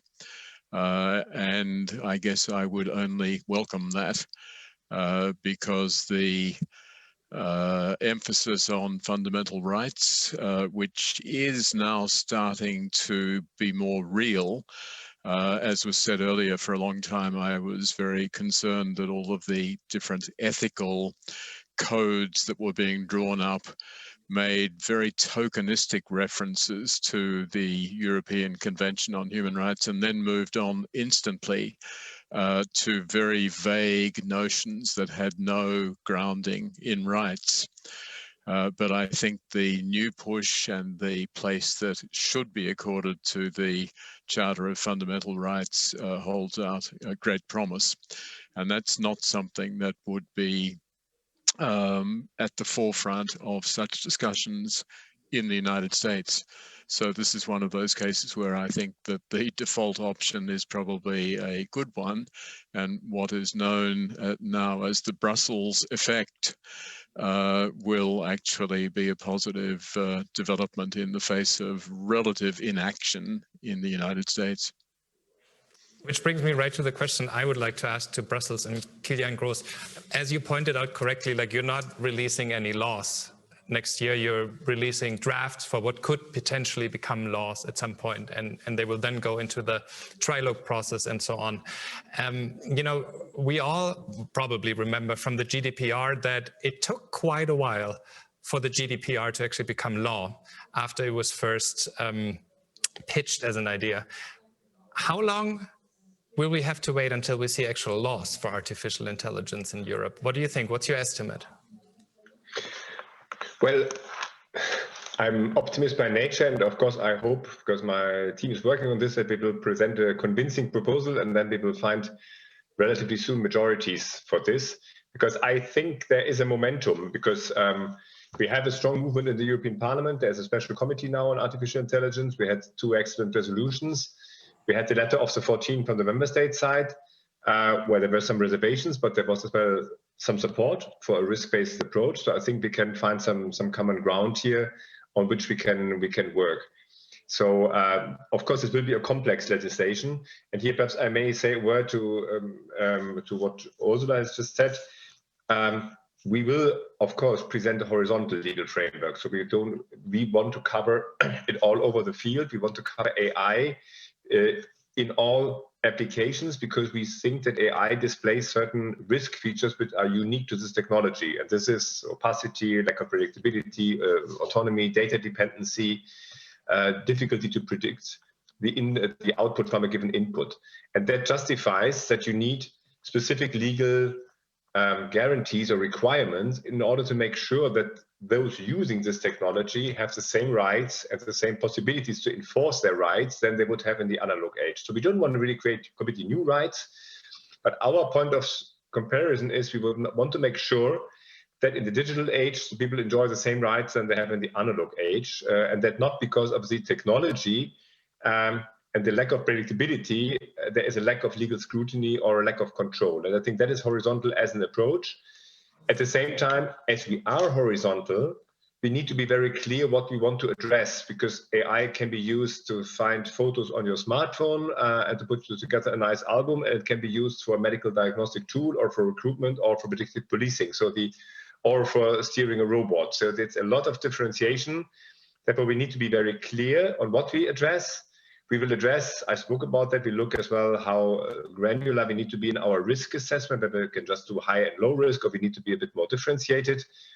we need here to find a good balance, because we think as well, and that is well a lesson from the COVID crisis, AI can contribute to societal well-being, because a lot of research is based on AI, and it's not only competitiveness, it's not only a conflict between economy and civil rights, it's as well about what we can do as a society to climate change, to energy, to fighting diseases. So I think we need to see that in perspective. So we need a clear legal framework, but a legal framework which really sets the requirements we need for those applications where it's needed.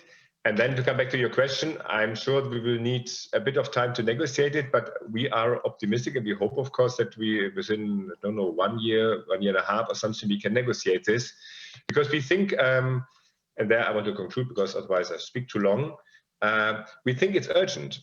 And we think we share this sense of urgency with the other institutions. Therefore, this should not be a file which we endlessly discuss, but this should be a file where we come out with a convincing proposal, hopefully, and where we then can find common ground rather quickly. Thanks. And Alexandra Gese, as the one who will pass those laws at some point, a year and a half, how does that sound to you? Sounds good. I think it's urgent as well, but I think also the issues are very complicated and it will not be easy to find a political consensus. So I hope we can make it together. I was quite happy to hear what Kilian Gross said just a few seconds ago on trying to make sure that users have the same rights in the digital world and in digital and artificial technologies, as I would have outlined. Because I think one of the problems of artificial intelligence, as Ursula Pachel pointed out, it's opaqueness. So if you're being discriminated against, you don't know. Nobody is telling you you're not getting that job because you're a woman with children, or you're not getting that apartment and you're not seeing the ad for that apartment because you are Black or you have a Turkish last name. That's really the problem. And the second problem is that is closely connected to that is, what about legal remedies? Are really the legal remedies we usually have traditionally in our law system, are they adequate? Because the people who are most likely to be discriminated against by artificial intelligence in an opaque way are those who are also less likely to file a lawsuit, because they don't have the money, because they haven't grown up in a culture where it's normal when you are being treated unjust to be able to protest, to be able to have legal means to defend yourself. This is exactly the problem. The risk is really cutting out part of our societies without these people even realizing what is actually happening, because it's so intransparent. And if Ursula Pachel says, for example, the consumer organizations really wouldn't have the means to support them, and we are not all consumers, people who live in social welfare are not big consumers because they don't have much money to spend, they're just citizens. And who's going to support them? So that's really a question where I don't have a solution, but I think we need different ways than the traditional legal remedies within our system. I don't know how the Commission is going to solve that. Maybe we need some really deep civil society involvement, but this is important. And this is why it's so easy, as Philip Elston has done this precious work on welfare system. We had your deputy last year, almost exactly this day last year here in Brussels. And I think we were the first to bring this issue up in the European Parliament at our conference on automated discrimination. And he really made us aware of this because it's being increasingly used against poor people. Why do you use it for optimizing social welfare rather than optimizing the fight against fiscal abuse and so on? There is a reason in that, and that's a power structure. And this is something we have to address as well with this legal framework. And I agree that legal certainty is very important for companies, and I totally agree.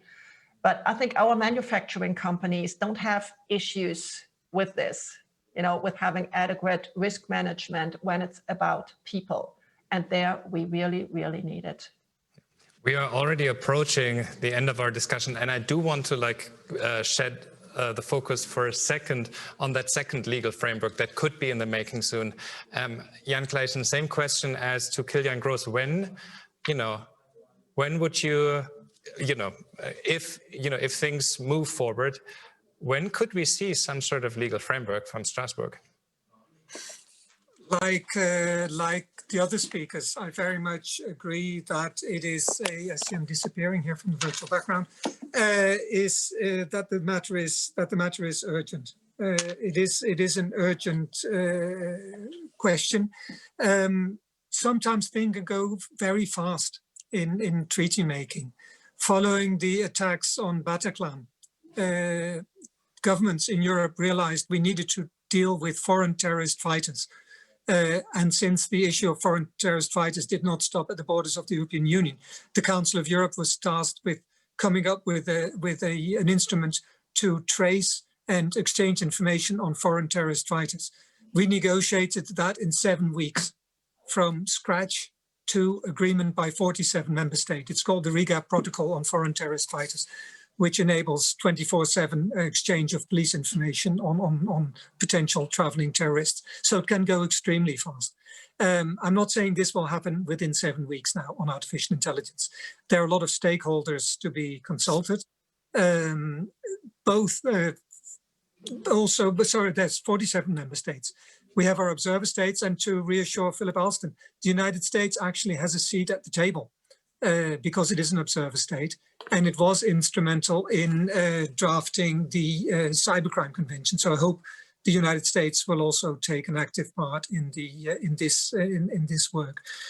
We have industry, we have civil society, but what we've also realized there is a lot of coordination necessary between government agencies.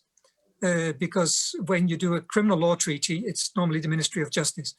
If you deal with environment, it's the Ministry of the Environment. Here, there are several stakeholders involved at national level. And so we have to see, and we hope very much that coordination between domestic agencies will be enhanced, and that governments will appoint also specific persons responsible for the overall AI platform.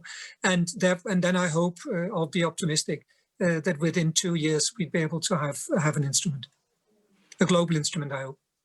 Thank you. My last question for today is to Philip Elston, sort of the outside view from New York. One argument that you often hear in the debate that we're having here, we didn't hear it during the discussion today, but it often comes up, is a warning by the industry and others that the regulation we're discussing right now will hamper innovation in Europe. Do you think that's a valid point?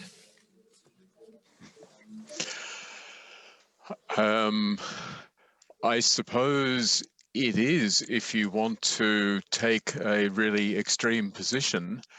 Why should we regulate the use of chemicals? Why should we regulate all sorts of other environmental concerns? Because you're constraining in some way the options available to innovators.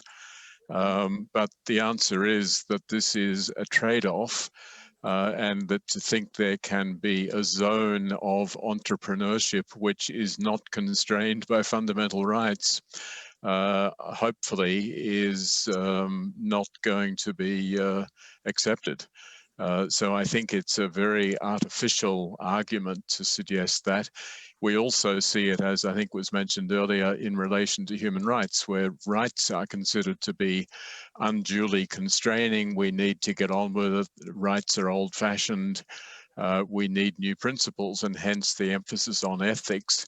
The situation has not changed as a result of new technologies to the extent that we either need to give up on regulation or on the established human rights framework. Thank you very much. This concludes our panel, which is also the last panel of this conference today. One of the panelists here, Jan Claesen, once told me something in an interview that sort of stuck with me. You said in the debate over AI, you're often reminded of Jurassic Park, the movie from 1993. And you're reminded of a famous scene where Jeff Goldblum, who's playing a chaos theory expert, is sitting having dinner with the owner of that park where they recreated dinosaurs from prehistoric DNA. And he tells the owner of the park, you know, your scientists, I want to get the quote right, your scientists were so preoccupied with whether or not they could create those dinosaurs that they didn't stop to think if they should. I think that's what we did today. We stopped a little bit and thought about what you should do and opposed to what you can do. Thank you to all 5 panelists here for being so frank and for what turned out to be a fascinating discussion. And now it's time to take a final look at what our graphic chronist, our graphic designer, Gabriele Heinzel, has come up with as she was listening to this debate. We see something that looks a little bit like a robot, and it says, "I respect human rights." There is someone who's clearly a consumer who says, we want products that don't discriminate. And I see we need specific standards to fill the gaps. And if you want to take a closer look at this, you can just stay on this stream, on that video, and once this conference is over, and you will see it, and you can also access the file on the website of the conference. And now, here with me in the studio is Christian Kastrup, a state secretary at Germany's Federal Ministry of Justice and Consumer Protection, and the state secretary, the State Secretary is here to wrap up the conference for us. State Secretary, the floor is yours.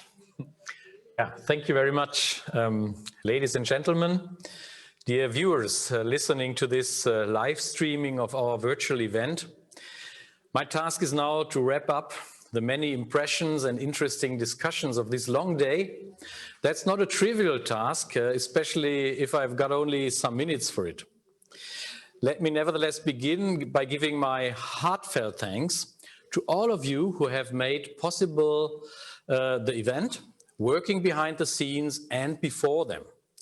First and foremost, we all have to thank the Fundamental Rights Agency, with whom we collaborate closely in so many areas and always in a spirit of mutual trust. And I would also like to thank my colleagues here in the ministry for adapting quickly to the special corona circumstances of organizing these events. Actually, the virtual format does offer a number of benefits too, compared to more traditional event formats. Let's look at our participants today. We had more than 750 viewers from all over Europe registered for today's conference. And this is a truly impressive number, and we see this as a big success and how interesting this topic is. You all had the opportunity to ask questions or share insights from the comfort of your desks or even from your sofas at home. So this number also reflects the high relevance of this matter. It is also very timely, as we are standing at the threshold entering a new regulatory field early next year. And this is of huge relevance, both for individuals and for society. It will be ours now to deal with for the coming years and likely the next decades. The proposal for legislation on AI the European Commission will publish in the first quarter of 2021 has been mentioned several times today. With it, the Commission will break new regulatory ground. This certainly is not an unreflected path. It has been well thought out, and it is based also on empirical evidence. The legislative proposal reacts to the fact that, as was said today, AI is not only a technology offering many exceptional opportunities for people, it is also subject to many exceptional risks in certain fields of its application. And it is thus most relevant to civil society and consumers in their everyday lives.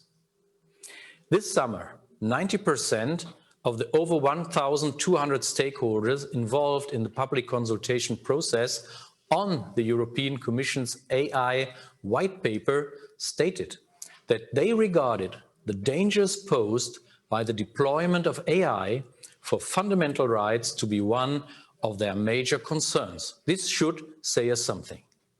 And we have heard today too that the protection of fundamental rights in the digital world will be at the core of the new EU legislative proposals on AI. This is an important step for the future. As diverse as our pluralistic societies may be, these fundamental rights are a binding and non-negotiable cornerstone for us as a liberal, open society.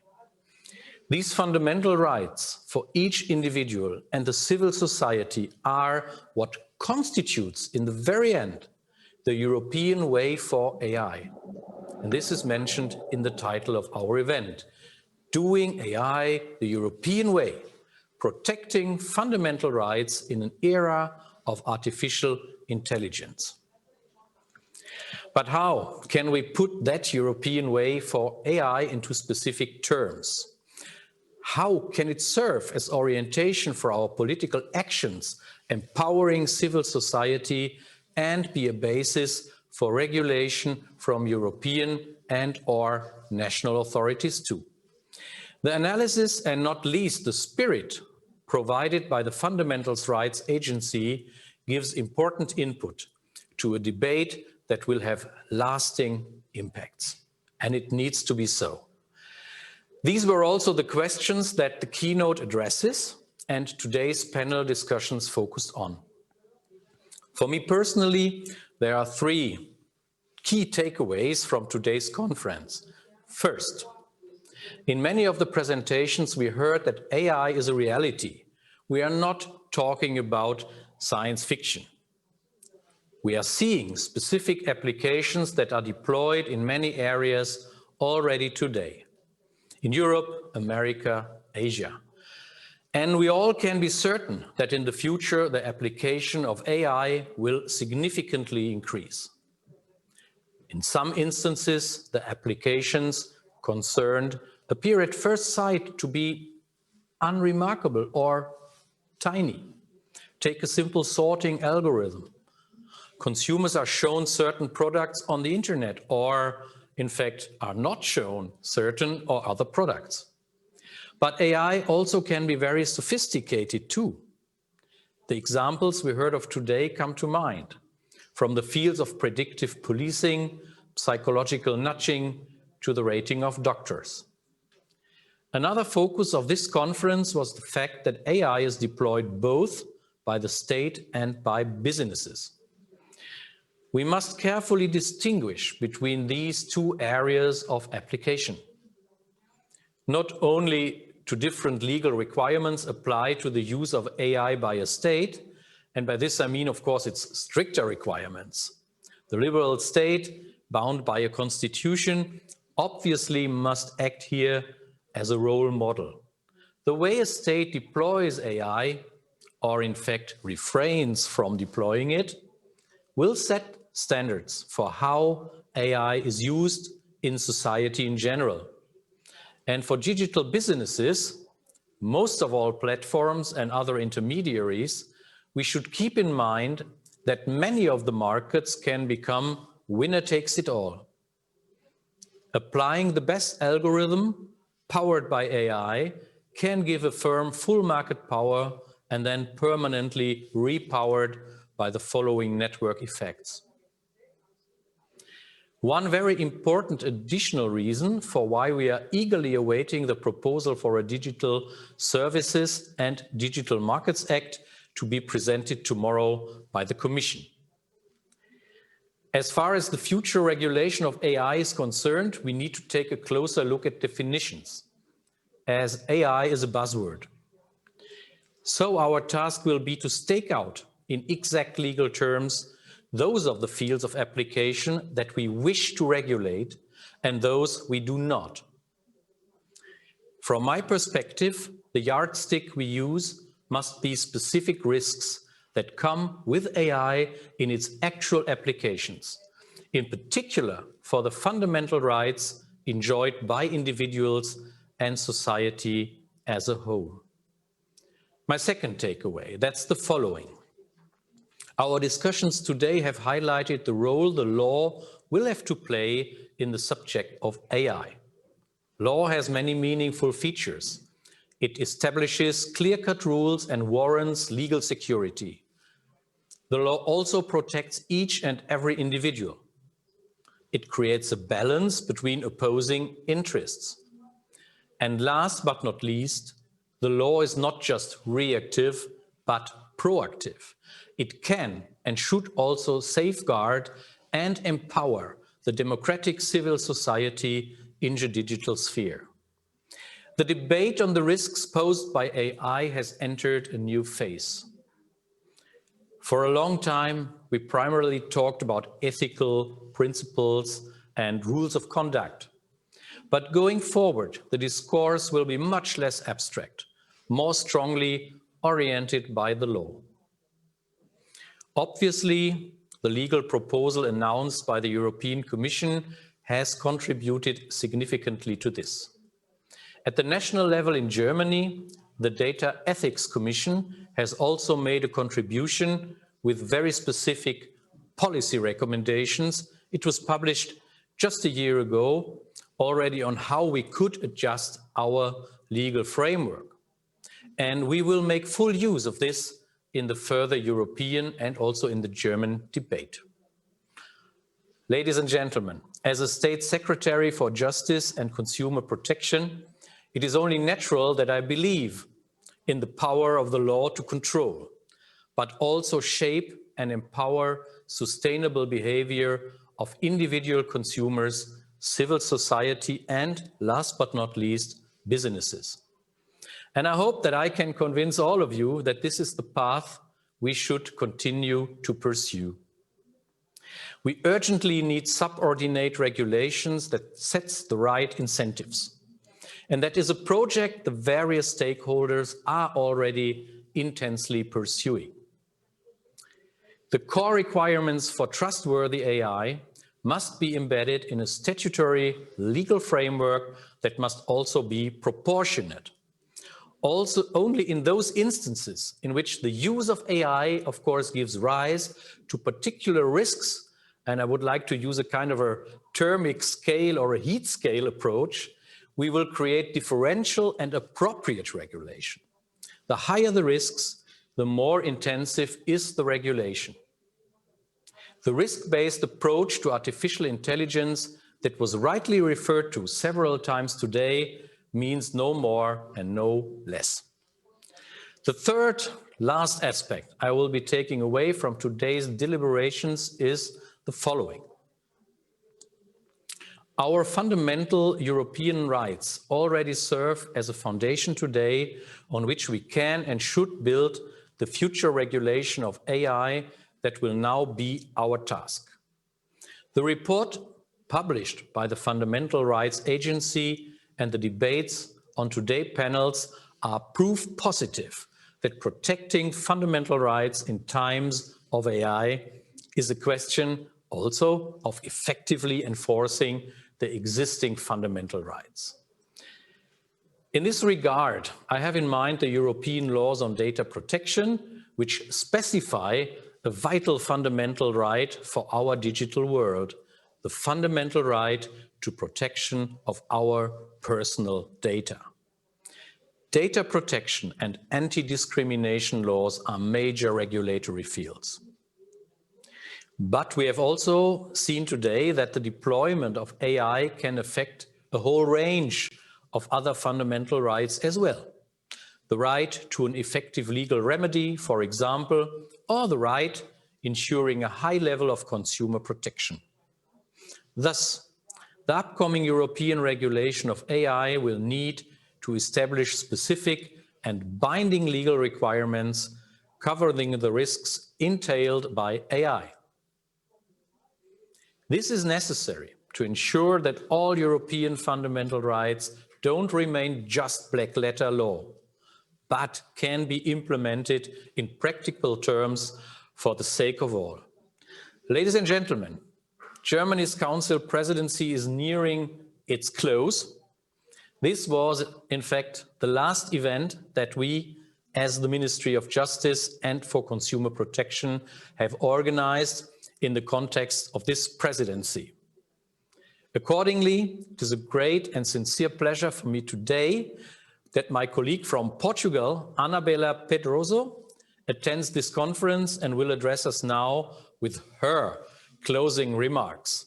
So, once again, I thank you for being with us at this interesting conference. Stay safe, stay healthy. I wish you all Happy Christmas and a Happy New Year. And I'm now handing over to our friends from Portugal. Hello, Christian, and thank you. Thank you very much. It was a great day. I was impressed by all of you and what you have said. But one first word, and I would like to start by thanking the invitation to take part of this conference, because you are speaking and when we are speaking today about something that is so relevant.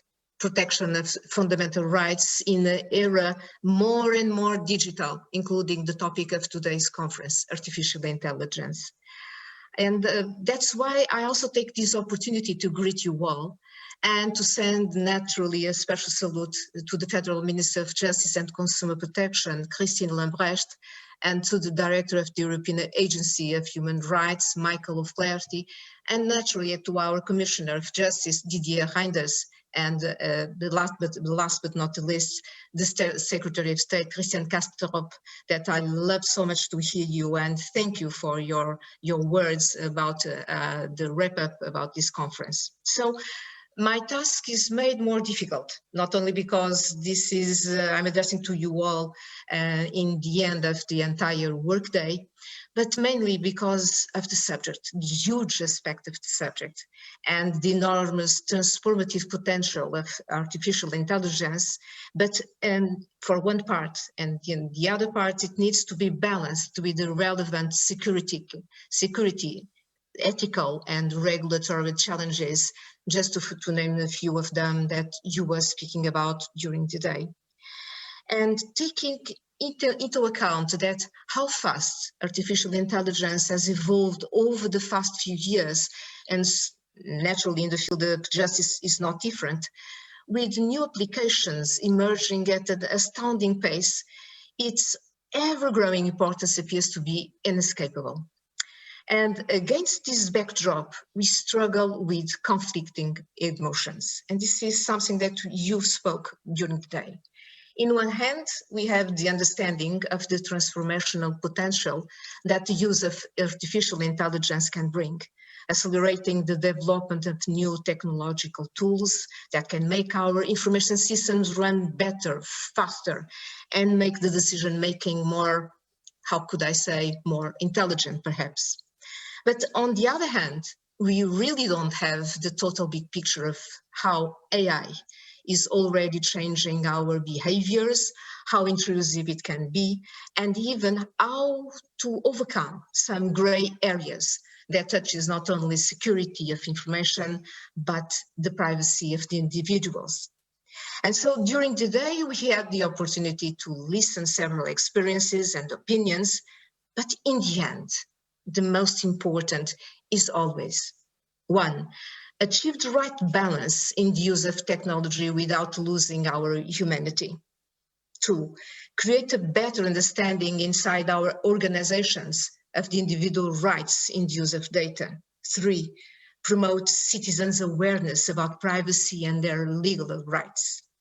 And so at this regard, the report of the European Union Agency for Fundamental Rights, which was presented in the morning session, as well as the European Commission white paper on artificial intelligence, and the Commission's communications to the European Parliament, the Council, about the European data strategy. I think that all of them highlights that the European Union aspires to set itself as an example of a society empowered to take better data-based decisions, both in business and in the public sector, and supported by a solid legal framework with regard to data protection, fundamental rights, security, and cybersecurity. And this is the right path in the development of the novel artificial intelligence applications, showing full respect for public interest, human rights, and fundamental freedoms. And because what is at stake, and perhaps sometimes we don't speak too much about it, but what is really at stake in the use or misuse of this new goal that is data. And we must be completely clear about that. Without data, without repositories of big data, AI is of no mean. And so we have to be very aware of what we are doing with our data and the data of our citizens. And that's why transparency, trust, accountability, and fairness in data processing are essential ethical values and principles, which must be fulfilled if a successful, sustainable, and a people-centric European strategy on artificial intelligence is to be achieved, in particular in the field of justice.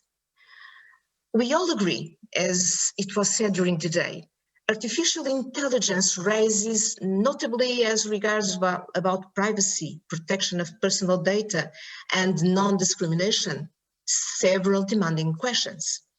And despite the high relevant existent European principles and regulations, as the accordance with the principles laid out in the Charter of Fundamental Rights for the EU, or the General Data Protection Regulations, as you all said and we said, we should be ready to evaluate whether the European Union will need to fill any regulatory gaps concerning this particular issue. And finally, allow me to leave a word of appreciation of the European Commission of this recently adopted strategy for the implementation of the Charter for Fundamental Rights. As I mentioned, we must not forget the importance of this instrument for the protection of fundamental rights in the Union, even within the context of new technologies. Because the proclamation of rights will be of little use if citizens are not aware of the instruments that enshrines them. If law enforcement authorities are not aware of the instruments that bind them, or if the courts have doubts on the scope of the rights they upload.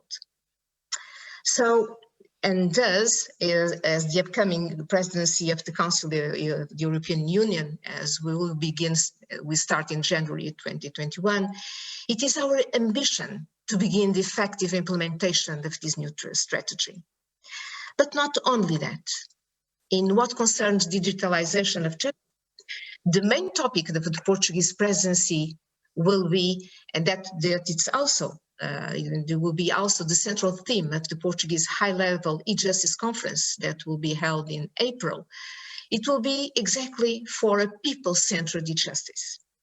And that is to say, a justice system designed to give priority to citizens' needs, and here I include business too, to citizens' needs and their right to access to justice, sustained on digital transformation at the national level and cross borders, and covering judicial and extrajudicial procedures.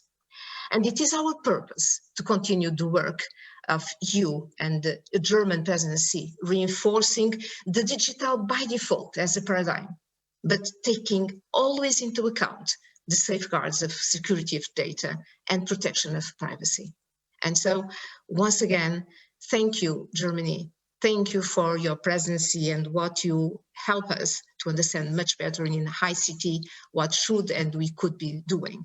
And thank you to all for the invitation and to be present in this closing session. And hope to see you all, perhaps one part virtually, hopefully in person. But we will see in the next semester in Portugal. And so I wish all the best to all of you for the next year. And as my colleague said, keep safe and Merry Christmas to all. Thank you very much. That was Anabela Pedroso, Portugal's Secretary of State of Justice. And with the remarks of the Portuguese Secretary of State, we've reached the end of this conference on doing AI the European way and protecting fundamental rights in an era of artificial intelligence. I would like to thank all panelists and guests of the conference for participating and for sharing their views. I would also like to thank everyone at the EU Agency for Fundamental Rights and the German Federal Ministry of Justice and Consumer Protection who were involved in making this conference happen. If you would like to dig deeper into the report that we talked about repeatedly today, you can find it on the website of the conference. On that website, you can also find additional information as well as information about some cultural highlights about Berlin and Vienna, the two cities where most of this conference was planned and organized. And we will finish this conference with a short film commissioned by the German Federal Ministry of Justice and Consumer Protection as part of its national campaign Wir sind Rechtsstaat. It's a film that was designed to give greater visibility and clarity to the ever-present issue of the rule of law. Thank you for your time. Thank you for your interest. Thank you for your input, and take good care.